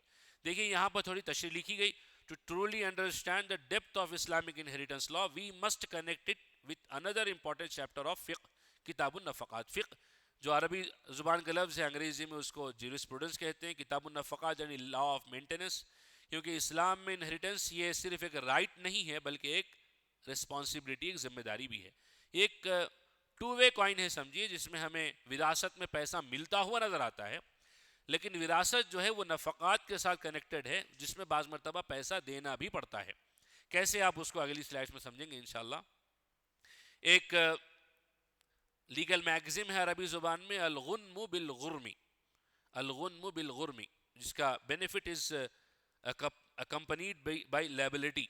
جیسے مثال کے طور پر میں نے کسی کے ساتھ پارٹنرشپ کی ہے، میں نے بھی مثال کے طور پر سمجھ لیجئے کہ بڑی باتیں کر لیں گے، ہم ہی بیٹھے ہوئے ہیں، تو میں نے ڈالے 5000 کروڑ روپے اور سامنے والے نے ڈالے 5000 کروڑ روپے، بھائی بولنے میں تو ٹیکس نہیں لگتا نا بھائی کمانے پہ شاید ٹیکس لگے گا، تو بولنے میں تو کسی قسم کی پابندی نہیں ہے۔ تو 5000 کروڑ روپے میں نے ڈالے، سامنے والے نے ڈالے 5000 کروڑ روپے، دونوں نے مل کر محنت کی ہے، دونوں مل کر ایک کاروبار چلا رہے ہیں، میرا 50% شیئر ہے، اس کا 50% شیئر ہے۔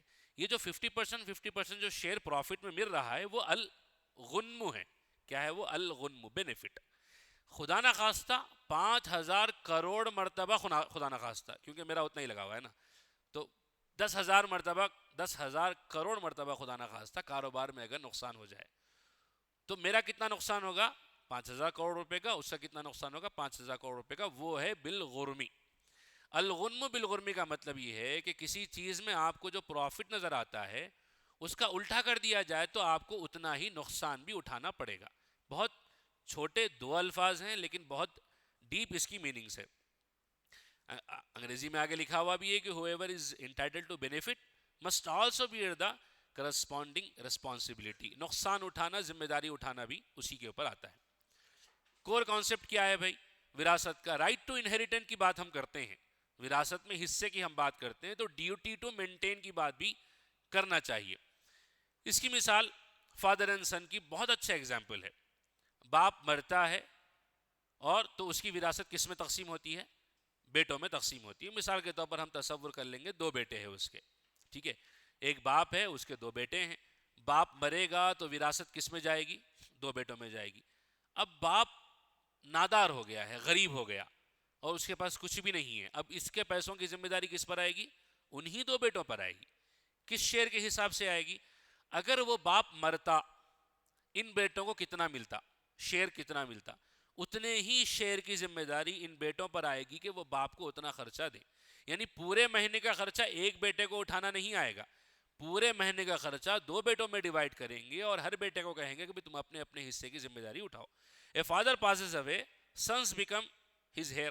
ظاہری بات ہے بچے جو ہیں ہیئر بن جاتے ہیں۔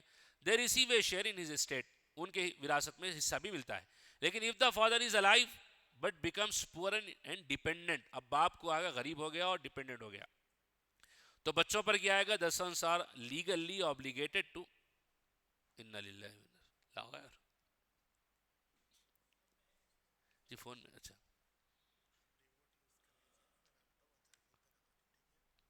ٹھیک ہے، فون میں دیکھ لیتے ہیں۔ یہ کافی ڈرائی سبجیکٹ ہے، بیٹری ڈرین ہو گئی لیپ ٹاپ کی۔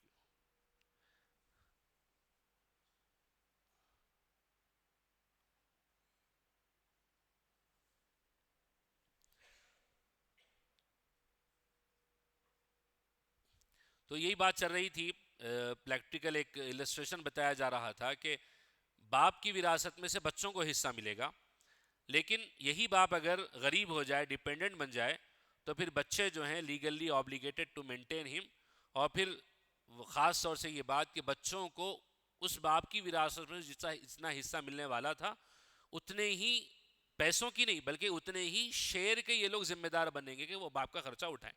مثال کے طور پر ایک آدمی کے 3 بیٹے تھے اور وہ آدمی مرتا پیسے رکھ کر، تو ان 3 بیٹوں میں وراثت تقسیم ہوتی، تو اس کے مہینے کا خرچہ بھی ان 3 بیٹوں پر تقسیم ہوگا کہ یہ 3 بیٹے اپنے باپ کی ذمہ داری اٹھائیں۔ اس باپ کو بچوں کے رحم و کرم پر نہیں چھوڑا گیا ہے۔ یہاں پر جیسے میں نے شروع میں بتایا تھا کہ رحم و کرم کے الفاظ استعمال نہیں کرنے چاہیے، بلکہ اس باپ کو بچوں کی ذمہ داری میں دیا گیا ہے، کیونکہ یہی باپ اگر مالدار ہوتا تو ظاہری بات ہے تو بچوں کو زیادہ وراثت میں سے حصہ ملتا تھا۔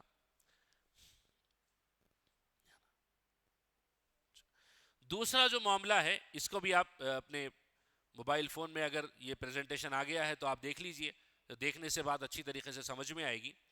دوسرا جو اگزامپل ہے، یہ ڈیورس کا کیس ہے۔ ایک کیس آف ڈیورس، شادی اگر چل رہی ہے تو عورت کا جو خرچہ اٹھاتا ہے وہ شوہر اٹھاتا ہے، husband is responsible for maintenance, لیکن طلاق ہو گئی، کسی بھی وجہ سے طلاق ہوئی، ہم یہ نہیں کہتے کہ شوہر نے بدماشی سے طلاق دی ہے، اور طلاق کانسیپٹ اللہ تبارک و تعالی نے رکھا ہے، اب طلاق ہو گئی ہے اور عدت تک کی ہم یہ کہتے ہیں کہ شوہر خرچہ اٹھائے گا۔ یہ جو سارا مسئلہ جو چل رہا ہے کہ مطلقہ عورت کو اسلام نے بے سہارا چھوڑ دیا، اور ہم مسلم وکلاء کو بھی یہ سمجھ میں آنے لگتا ہے کہ مطلقہ عورت کو اسلام نے بے سہارا چھوڑ دیا، کیونکہ کتاب النفقات پر کتاب النفقات پر نظر نہیں جاتی ہے۔ ہم یہ سمجھتے ہیں کہ شادی کے بعد عورت کی ذمہ داری شوہر پر ہے، طلاق کے بعد بھی اب اس کی ذمہ داری شوہر ہی اٹھائے۔ نتیجے میں ہوتا یہ کہ ہم ہمیشہ کی عدت کی بات، ہمیشہ کے نفقے کی بات کرتے ہیں کہ شوہر ہمیشہ نفقہ دیتا رہے، طلاق کے بعد بھی نفقہ دیتا رہے، مینٹیننس کے کیسز اس پر ہوتے ہیں۔ لیکن اب شوہر نے طلاق دے دی، عدت گزر گئی، اب اس کے بعد ذمہ داری کس پر آتی ہے؟ اگر بچے ہیں تو بچوں پر ذمہ داری آئے گی۔ بچوں پر کیوں ذمہ داری آئے گی؟ وہی پرنسپل الغنم بالغرمی، اگر ماں پیسے چھوڑ کر مرتی بچے وارث بنتے، اور ماں اب نادار ہو گئی ہے تو بچوں پر ذمہ داری ہے کہ ماں کا خرچہ اٹھائیں۔ اسی طرح ماں اگر لا ولد ہوتی، یعنی ماں کے پاس بچے نہ ہوتے اور وہ عورت پیسہ چھوڑ کر مرتی، تو کس کو ملتا تھا؟ شروع میں بتایا گیا بھائی بہنوں کو ملتا تھا۔ ایک عورت لا ولد بے اولاد مرتی، پیسہ چھوڑ کر مرتی، تو اس کے بارے میں ہم یہ کہتے ہیں کہ اس کا پیسہ بھائی بہنوں کو ملے گا۔ تو اسی طرح وہ عورت جب عدت گزر گئی، اس کا خرچہ کون اٹھائے؟ بھائی بہن اٹھائیں گے، بھائی اٹھائے گا، کیونکہ الغنم، اگر یہ پیسے چھوڑ کر مرتی تو بھائیوں کو حصہ ملتا تھا، اب یہ ذمہ داری بھی بھائی اٹھائیں گے، اب یہ ذمہ داری ہے۔ اس کو تھوڑا اچھے سے ہم یہ سمجھ لیں گے کہ اس خاتون کے پاس 20 تولے سونا رکھا ہوا ہے، عدت، شوہر نے طلاق دے دی، عدت گزر گئی، اب سونا رکھا ہوا ہے، اب یہ عورت کا انتقال ہو جائے تو سونا کس کو ملے گا؟ اولاد بھی نہیں ہے، بچے بھی نہیں ہے، تو ظاہری بات ہے کس کو؟ بھائی کو ملے گا۔ تو اب زندگی بھر بھائی ذمہ داری اٹھائے گا اور اس کے انتقال کے بعد اس کو وراثت میں سے حصہ بھی ملے گا۔ یہ سیناریو اس ٹائم پہ بیان کیا جا رہا ہے کہ اس کی شادی کے اگر کوئی شادی نہ ہوئی ہو، شادی جب تک ہو اس کی ذمہ داری بھائی وغیرہ اٹھائیں گے۔ اس بات کو فروغ نہیں دیا جا رہا ہے کہ شادی ہی نہ کی جائے، زندگی بھر بھائی خرچہ اٹھائے۔ وہ ساری چیزیں اپنی جگہ پر کہ مطلقہ کی اور بیوہ کی شادی کر دینی چاہیے، معاشرے میں کوئی بغیر نکاح کے نہ رہے، لیکن جب تک نکاح نہ ہو ذمہ داری بھائی اٹھائیں گے۔ اسی طرح ویڈو کا کیس ہے، ایک عورت بیوہ ہو جاتی ہے تو اس کو شوہر کی وراثت میں سے حصہ ملے گا، لیکن وہ حصہ کب تک ہے؟ بعض مرتبہ جو حصہ ملتا ہے وہ زمین کی شکل میں ملتا ہے۔ اب اس کو بیچنے کا مطلب یہ ہے کہ ایک بہت بڑی چیز ضائع ہو رہی ہے۔ اب یہ عورت اپنے بھائیوں سے کہہ سکتی ہے کہ میں تو بیوہ ہو گئی ہوں، میرے پاس زمین ہے اور میرے مرنے کے بعد تمہیں ملے گی کیونکہ میری اولاد نہیں ہے، تو تم میرا ماہانہ خرچہ اٹھاؤ، کیونکہ غنیمت یعنی الغنم بینیفٹ تمہیں ملنے والا ہے، تو رسپانسبلٹی بھی تمہاری ہے۔ تو یہ بیوہ اپنے بھائیوں کے رحم و کرم پر نہیں ہے، بلکہ یہ اپنے بھائیوں کی ذمہ داری پر ہے۔ تو سسٹمیٹک ہارمونی ہے، کیئرفلی ہم آبزرو کریں گے تو اسلامک لا نے ایک کمپلیٹ فائنینشیل سرکل بنایا ہے۔ زندگی میں مینٹیننس سے نفقہ ہے اور انتقال کے بعد انہیریٹنس ہے یعنی میراث ہے، اور یہ انٹر کنیکٹڈ ہیں، rights and responsibilities. Modern legal system میں ان دونوں کو جوڑ کر نہیں بتایا جاتا ہے۔ Maintenance and inheritance are treated as separate domains, Islam میں they are integrated into one coherent system. یہ کنٹمپریری سیناریو ہے اور responsibilities of scholars and advocates ہے. یہ آخری حصہ ہے ہمارے پریزنٹیشن کا، اس کے بعد انشاءاللہ مکمل ہو جائے گی. جو فی الحال جو کنڈیشنز ہمارے پاس چل رہی ہے ان میں ہماری سوسائٹی میں آپ نے بھی غور کیا ہوگا، ہم نے بھی غور کیا ہوگا، ہم عوام کی بات نہیں کریں گے، ہم اپنی بات کر لیں گے. ہمارے پاس اویئرنیس کی بہت زیادہ کمی ہے، لیک آف اویئرنیس ہے. ہمیں بیسک فرائض رولز یعنی اسلامک میراث کے بیسک رولز بھی ہمیں نہیں معلوم ہیں.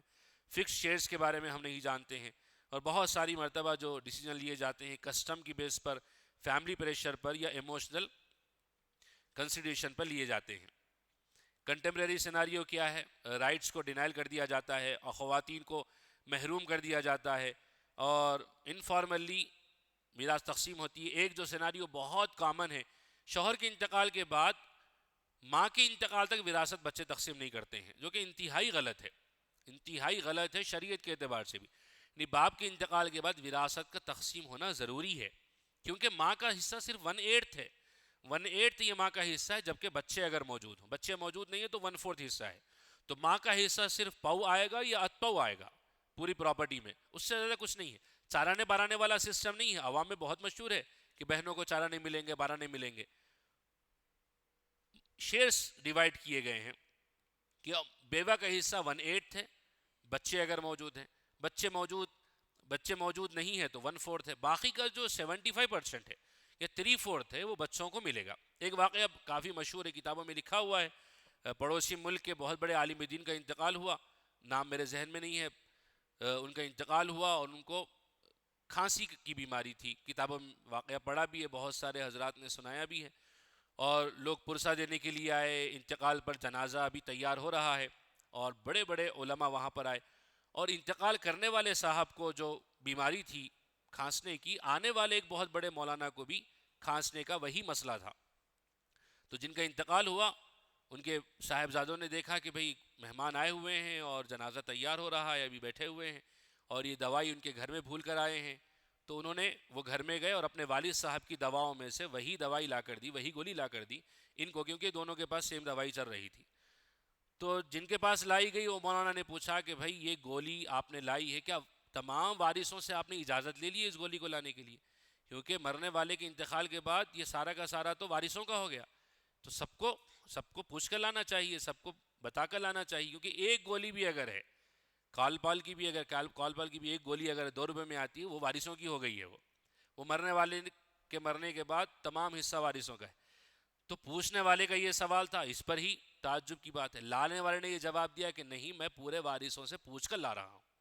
لانے والے بھی علمی خاندان کے ہیں، پوچھنے والے بھی علمی خاندان کے ہیں. بہت ساری چیزیں ہیں جس پر ہمارے معاشرے میں ہمیں غور کرنے کی ضرورت ہے. ہمارے کلائنٹس اور عوام وہ بات کی چیز ہے. تو کنٹمپریری سیناریو ہمارے پاس یہ چلتا ہے کہ رائٹس ڈینائی کر دیے جاتے ہیں، عورتوں کو انہیریٹنس محروم کر دیا جاتا ہے، اور جن کو معلوم ہے وہ لیگل ٹولز کا مس یوز کرتے ہیں. واقعتاً مس یوز ہمارے پاس بہت زیادہ ہوتا ہے، اور گفٹس ہبہ ہیں وہ رائٹ فل ہیئرس کو بائی پاس کرنے کے لیے ہبہ کو یوز کیا جاتا ہے، اور ہم ہی اس قسم کے مشورے دیتے ہیں. اور لوگ پوچھتے بھی ہیں کہ بھائی ہمارے پاس ایک بچہ ہے، بہت نالائق ہے، زندگی میں کبھی مجھے اس نے خوش نہیں کیا ہے، میں یہ چاہتا ہوں کہ اس کو میرے مرنے کے بعد وراثت میں حصہ نہ ملے. تو ٹھیک ہے بھائی، ہم نے کتاب النفقات تو نہیں پڑھی ہے، لیکن گفٹ کا لا ہم نے پڑھ لیا ہے. تو ہم یہ ٹرانسفر آف پراپرٹی والے حصوں میں سے تلاش کر کے بتا دیتے ہیں کہ بھائی ایک راستہ ہے، زندگی میں ہبہ کر دو، گفٹ کر دو، تو بعد میں کسی بھی دارالافتاء سے، کسی بھی کورٹ سے فتویٰ تمہارے خلاف، فیصلہ تمہارے خلاف نہیں آئے گا. کیونکہ گفٹ جو ہے وہ ایبسولوٹ ہو جاتا ہے، اونرشپ ٹرانسفر ہو جاتی ہے. اور گفٹ جو ہے وہ irreversible ہے، ہم بھی جانتے ہیں. مسلم جو گفٹ لا ہے اس میں ایک مرتبہ گفٹ کر دے، ڈونر ڈونیٹ کر دے تو پھر واپس ہو ہی نہیں سکتا ہے.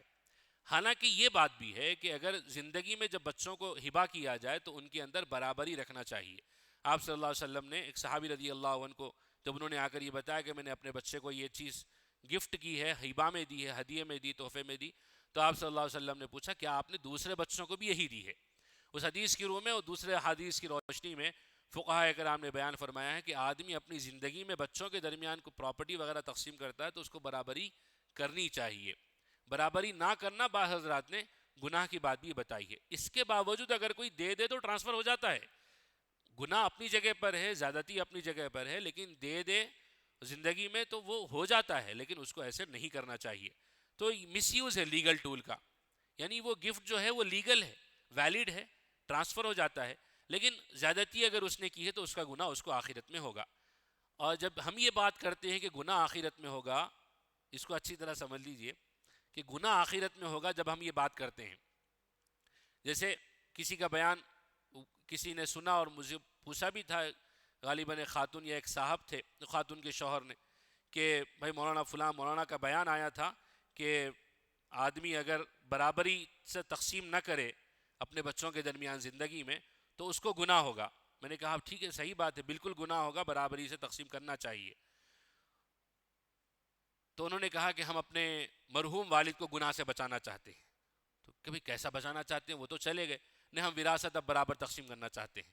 یعنی جس کو انہوں نے گفٹ کی ہے آپ وہ گفٹ واپس کروائیے اور برابر تقسیم کروائیے. اس طرح ہم اپنے مرحوم والد کو گناہ سے بچانا چاہتے ہیں. تو یہ اتنی زیادہ فکر مرحوم والد کے بارے میں ہوتی ہے, حالانکہ ان کی بہت ساری نمازیں بھی چھوٹی ہوئی ہوتی ہیں, روزے بھی چھوٹے ہوئے ہوتے ہیں, اور ساری چیزوں پر بھی نظر جانی چاہیے. اب وہ بیان تو انہوں نے سن لیا لوگوں نے کہ برابری سے وراثت پیسہ زندگی میں تقسیم نہ کرنا گناہ ہے. گناہ کے باوجود یہ چیز ہو جاتی ہے. بہت سارے مسائل ہیں, جیسے اگر میں کسی گرم برتن کو ہاتھ لگاؤں اور مجھے معلوم نہیں ہے کہ وہ برتن گرم ہے, تو برتن نہیں دیکھے گا کہ میں مفتی ہوں, عالم ہوں, ایڈوکیٹ ہوں, فلاں ہوں, چنا ہوں, وہ برابر مجھے چرکا لگائے گا. تو بعض شریعت کی چیزیں ایسی ہیں وہ امپلیمنٹ ہو جاتا ہے ان کا. اگرچہ جیسے 3 طلاق ہے, اگر کوئی دے دے تو گناہ ہے, برابر گناہ ہے, اس سے شریعت کا مذاق بنایا ہے, لیکن وہ امپلیمنٹ ہو جاتا ہے. اسی طرح کوئی آدمی اگر پراپرٹی کا بڑا حصہ, پوری پراپرٹی گفٹ کر دے, وہ ویلڈ ہے, لیکن اس کو ایسا نہیں کرنا چاہیے. تو مس یوز ہوتا ہے ہمارے لیگل ٹولز کا. اور لٹیگیشن جو ہیں انکریزنگ ہے, بڑھتے چلے جا رہے ہیں. میں نے جب پریکٹس جوائن کی 2018 کے لاسٹ میں دسمبر میں, تو میں جب گیا کورٹ روم میں, جو میں پہلے دن کی چیزیں یاد رہ جاتی ہیں. تو 1981 1982 کے کیسز چل رہے ہیں, بہت پرانے کیسز, پراپرٹی کے ہیں, سول ڈسپیوٹس ہیں. سول ڈسپیوٹس کیا ہیں, پراپرٹی کے کیسز ہیں, بس وہی چل رہے ہیں 30-40 سال سے, اور باقی بڑے لمبے زمانے سے چل رہے ہیں. یہ ایک کنٹمپریری سیناریو ہے. رسپانسبلٹی آف علماء ہیں ہمارے پاس, کیف الایمان کے طلباء بھی ہیں, بہت سارے علماء ایڈوکیٹس بھی یہاں پر موجود ہیں. ایک تو اویئرنیس اور ایجوکیشن, یہ ہماری ذمہ داری ہے کہ ہماری عوام کو اویئر کریں, ایجوکیٹ کریں, ان کو فرائض بتائیں. مسجدوں میں, مدرسوں میں اور پبلک فورمز بنائے جائیں. یہ ایسا ٹاپک ہے, یہ جمعے کی تقریر میں بیان نہیں کیا جا سکتا ہے. اس کو 5 لوگ 10 لوگوں کو لے کر بٹھا کر ان کو علم و فرائض یعنی اسلامک انہیریٹنس کا سسٹم بتانا چاہیے. مسکنسیپٹس جو ہیں ان کو کریکٹ کرنا چاہیے, ایڈریس کرنا چاہیے. جنڈر ریلیٹڈ جو ڈاؤٹس ہیں, کلچرل پریکٹسز ہیں, ان کے بارے میں جو ڈاؤٹس ہمارے لوگوں کو ہیں, ان کو بھی کریکٹ کرنا چاہیے. پریکٹیکل گائیڈنس ہے, عملی رہنمائی آپ کریں ان کو کیسے وراثت تقسیم کی جائے. اور مورل انفورسمنٹ ہے, یعنی اخلاقی اعتبار سے دباؤ ڈالا جائے ایسے لوگوں پر جو اپنے چھوٹے بھائیوں کو وراثت میں سے محروم کر دیتے ہیں.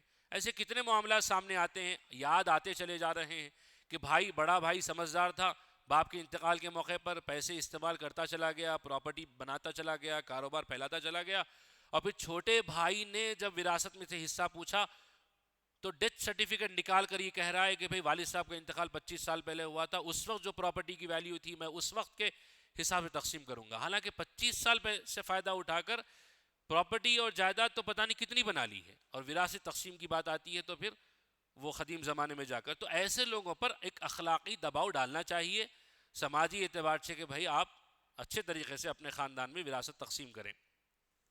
ایڈوکیٹس کی ذمہ داری کیا ہے, ان کی بھی ذمہ داری یہ ہے کہ لیگل اویئرنیس پہلے اپنی ذات پر, کہ ہم اپنا اسلامک لا آف انہیریٹنس اچھی طریقے پر سمجھنے کی کوشش کریں. جتنا میں نے بتایا یہ مکمل نہیں ہے, مکمل کا یہ تھوڑا بہت بھی نہیں ہے, اس کو اچھی طریقے پر سمجھنا چاہیے. خود بھی اور اپنے کلائنٹس کو ایجوکیٹ کرنا چاہیے, ان کے رائٹس کیا ہیں اور لیگل پوزیشن ان کی کیا ہے. یو سی سی کی بات ابھی آئی تھی درمیان میں, اور میں یہاں پر لانا بھی چاہ رہا تھا, لیکن اس سیشن میں وقت کافی نہیں تھا. اور جو ہمارا انڈین سکسیشن سسٹم چلتا ہے, اب ہماری حالت, ہماری سوسائٹی کی حالت جس میں میں اور آپ دونوں شامل ہیں, لوگ فون کر کے یہ پوچھتے ہیں, لڑکیوں کے شوہر یہ پوچھتے ہیں کہ ہمارے خسر صاحب کا انتقال ہوا ہے، ہماری بیوی کو کتنا حصہ ملے گا. ان کو جب حصہ بتایا جاتا ہے کہ مرنے والے نے کتنا چھوڑا ہے، کتنی موویبل پراپرٹی ہے، بینک بیلنس وغیرہ سب پوچھ کر موٹا موٹا ایک حساب بتا دیا جاتا ہے کہ بھئی آپ مل کر پیپر پر لکھوا لیجئے. سامنے سے سوال آتا ہے کہ ٹھیک ہے یہ شریعت کا ہو گیا، اگر کوڑ گیا تو میں کتنا ملتا. یعنی نظر تو زیادہ پر ہے، ان کا ذہن یہی ہے کہ ٹھیک ہے آپ نے جو بتا دیا ہے یہ ہے، اگر میں کورٹ چلا جاؤں تو کیا مجھے زیادہ ملے گا. انہیں بتایا جاتا ہے کہ بھئی انڈیا میں فیملی پرسنل لا چل رہا ہے ابھی، پارٹیز اگر مسلمس ہیں اور ڈسپیوٹ اگر شریعت اپلیکیشن ایکٹ کی کسی ایشو کا ہے تو ظاہری بات ہے پرسنل لا ہی چلے گا اور آپ کو اتنا ہی حصہ ملے گا. تو یہ چیزیں ہمارے پاس ہے کہ ہماری عوام خود پوچھ رہی ہے کہ ہمارے قانون میں اگر زیادہ حصہ ملے گا تو ہم وہاں پر جا کر کیس کریں گے اور زیادہ حصہ لینے کی فکر کریں گے. تو ایسے میں ایک وکیل کی ذمہ داری ہوتی ہے کہ وہاں پر یہ بتائے کہ نہیں آپ کورٹ جائیں گے تب بھی آپ کو اتنا ہی ملے گا. ایک اچھے وکیل کی ذمہ داری یہ نہیں ہے کہ ٹھیک ہے آپ کیس فائل کرو میں آپ کو زیادہ دلاؤں گا، میرا 20% آپ کا 80%. یہ اچھے وکیل کی علامت اور ذمہ داری نہیں ہے. ایتھیکل ڈرافٹنگ ہے، ولز کی بھی بات آئی ہے. ول ڈرافٹ کریں، قاضی صاحب نے تفصیل سے بتایا ہے اور انٹرسٹنگ انداز میں بتایا ہے. تو ولز جب آپ ڈرافٹ کریں انشور کریں کہ اسلامک پرنسپلز کے ساتھ ڈرافٹ ہو اور اللیگل ایکسکلوژن آف ہیئرس نہ ہو ول ڈرافٹ کرتے وقت میں. ڈسپیوٹ ریزولوشن کوشش کریں وراثت کے مسائل آپ کے سامنے آئیں، کسی اچھے دارالفتہ سے فتویٰ منگا لیں، اس کا ٹرانسلیشن بھی کروا لیں اور آنے والوں کے سامنے رکھ دیں کہ دیکھیں بھی آپ مسلمان ہیں میں بھی مسلمان ہوں اور اسلام یہ کہتا ہے. خواہ لٹیگیشن کرنے سے آپ کو کوئی فائدہ نہیں ہے. تو ایسی مرتبہ لوگ یہ کہتے ہیں کہ اس وکیل کو کچھ بھی نہیں آتا ہے، ہم دوسرا وکیل تلاش کر لیں گے. تو لوگوں کا مسئلہ ہے، لیکن ان کو ایجوکیٹ کرنا چاہیے. آپ دروازہ بند کر کے ان کو سمجھائیں، دروازہ کھلا رہے گا چلے جائیں گے، سمجھیں گے بھی نہیں، دوسرے وکیل کی تلاش میں چلے جائیں گے. تو پروموٹ کریے سیٹلمنٹ کو، میڈیشن کو، اور ان نیسیسری لٹیگیشن کو آپ بالکل بھی پروموٹ مت کریے. بعض مرتبہ رائٹ فل لٹیگیشن ہوتا ہے وہاں تو کرنا چاہیے، اگر وہ کسی بھی جگہ سے نہ مانے تو مجبوری ہے، کیونکہ امپلیمنٹیشن کے جو پاورز ہیں وہ تو کورٹ کے پاس ہی ہیں. انٹیگریشن ہو ایتھکس کے ساتھ ہماری پریکٹس کا. ایتھکس کیا ہیں؟ ایک تو وہ ایتھکس ہیں جو ہمارے ایڈوکیٹس ایکٹ میں بتائے گئے ہیں کہ ایتھیکلی پریکٹس کرنی چاہیے. کچھ ایتھکس وہ بھی ہیں جو ہماری شریعت ہمیں بتاتی ہے، ان کو بھی سیکھنا چاہیے، سمجھنا چاہیے. اور جوائنٹ ریسپانسبلٹی ہے ایڈوکیٹس کی، اسکالرس کی، کہ ہم مل کر کام کریں. اسکالرز جو ہیں وہ ریلیجیس کلیئرٹی بتائیں گے، ایڈوکیٹس جو ہیں اس کو لیگل انفورسمنٹ کو انشور کریں گے. ہم دونوں مل کر کام کریں گے تو انشاءاللہ نکاح کے، طلاق کے، وراثت کے، وصیت کے، آپ کے پاس معاملہ ہے آپ کسی بھی قابل مفتی، ماہر مفتی سے رابطہ کریں، ان سے آپ قانونی جانکاری حاصل کریں. اب تو ماشاءاللہ آپ کی نشست میں ایسے علماء بیٹھے ہوئے ہیں جو ایڈوکیٹس بھی ہیں، 2 کشتیوں میں سوار ہیں اور دونوں طرف کی بہت اچھی رہنمائی وہ کر رہے ہیں. جتنا زیادہ مفتی صاحب نے جسے بتایا کہ تعلق ہوگا تو ایک دوسرے سے استفادہ بھی ہوتا جائے گا. دونوں کی ذمہ داری ہے کہ ایک کمپلیٹ ایفیکٹو سسٹم ہماری سوسائٹی کو ملے گا. اور کال ٹو ایکشن کیا جو تھیوری ہے اس کو پریکٹس میں لایا جائے اور جو نالج ہے اس کو امپلیمنٹ کیا جائے. ورنہ یہ صرف یہ جو پریزنٹیشن ہوا ہے 1 گھنٹے کا، صرف یہ ہماری ریکارڈنگ میں رہ جائے گا، پریزنٹیشن کی اسکرین پر رہ جائے گا، کاغذ پر رہ جائے گا. امپلیمنٹیشن نہ ہو تو صرف تھیوری رہے گی. لیکن جتنے وکلاء ایڈوکیٹس یہاں پر بیٹھے ہوئے ہیں، مستقبل میں جو ایڈوکیٹس بنیں گے، جو ہمارے علماء فضلاء بیٹھے ہوئے ہیں، ہماری یہ ذمہ داری ہے کہ ان کو تھیوری کے بجائے پریکٹیکل لانے کی کوشش کریں. اور جو چیزیں بتائی گئی ہیں ہماری اپنی ذمہ داری ہونی چاہیے کہ ہم ان چیزوں کو سوسائٹی میں زندہ اور پیدا کریں. اللہ تعالیٰ سے دعا ہے جو باتیں کہی گئی سنی گئی ہیں اللہ تعالیٰ ان باتوں کا خیر ہم سب کو نصیب فرمائے، ان باتوں کے شر سے اللہ تعالیٰ ہم سب کی حفاظت فرمائے. آمین وآخر دعوانا. جزاکم اللہ احسن الجزا. جنہوں نے اس موضوع پر پڑھا ہے اور اس موضوع پر اپنوں اور غیروں کی تحریروں پر جن کی نظر ہے، اور جو علماء کرام سینئر ہیں ان کو بھی اندازہ ہوا ہوگا کہ بہت کم وقت میں بہت اہم پہلوؤں کا ہمارے ساتھی نے استیعاب کیا ہے، گھیر لیا ہے. شریعت کی گہرائیاں، نزاکتیں، راز، سماج میں پیش آنے والی بدعملیاں، بہت محنت کرنے کا موضوع ہے. کئی دن بیٹھنا چاہیے، اس محاضرے کو بار بار سننا چاہیے. مسلم سماج کا معاملہ ایسا ہی ہے. وَيْلٌ لِّلْمُطَفِّفِينَ الَّذِينَ إِذَا اكْتَالُوا عَلَى النَّاسِ يَسْتَوْفُونَ. لینے کی بات آتی ہے تو سب اٹھ کر آتے ہیں، جب دینے کی بات آتی ہے تو انجان بن جاتے ہیں. واقعہ ہے نا، باپ کا جنازہ رکھا ہوا تھا، ایک شخص نے آ کر کہا کہ تمہارے والد مجھے 1,00,000 روپے دینا ہے، واپس کر دو. بچوں نے کہا زندگی میں نہیں لے سکے، اب آپ مرنے کے بعد کیوں آئے ہیں آپ؟ اس نے کہا نہیں، آپ کے والد مجھے نہیں دینا تھا، میں والد کو دینا تھا. تب بچوں نے کہا نہیں، ہم بیٹے ہیں، لینے کے ہم بیٹے ہیں، دینے کے ہم بیٹے نہیں. یہ صورتحال واقعتاً ہے افسوسناک، بے حسی والی. خون کے رشتے خون کے پیاسے بن جاتے ہیں.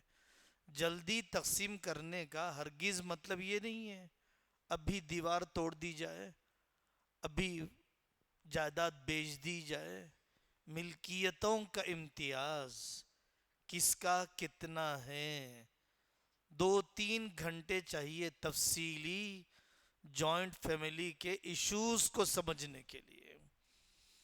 زکوٰۃ سب کی کیسے ادا ہو، قربانی کیسے ادا ہو، صدقہ فطر بھی ادا ہو. بڑا بھائی سمیٹ نہ لیں، چھوٹا بھائی اپنے آپ کو معصوم اور بے گناہ بتا کر بڑے بھائی کو روڈ پر سڑک پر نہ کر دے. بہت سی نزاکتیں ہیں یہاں پر. صرف آپ اسٹیجی ملاقات یا اسٹیجی مذاکرے پر اکتفا مت کیجیے.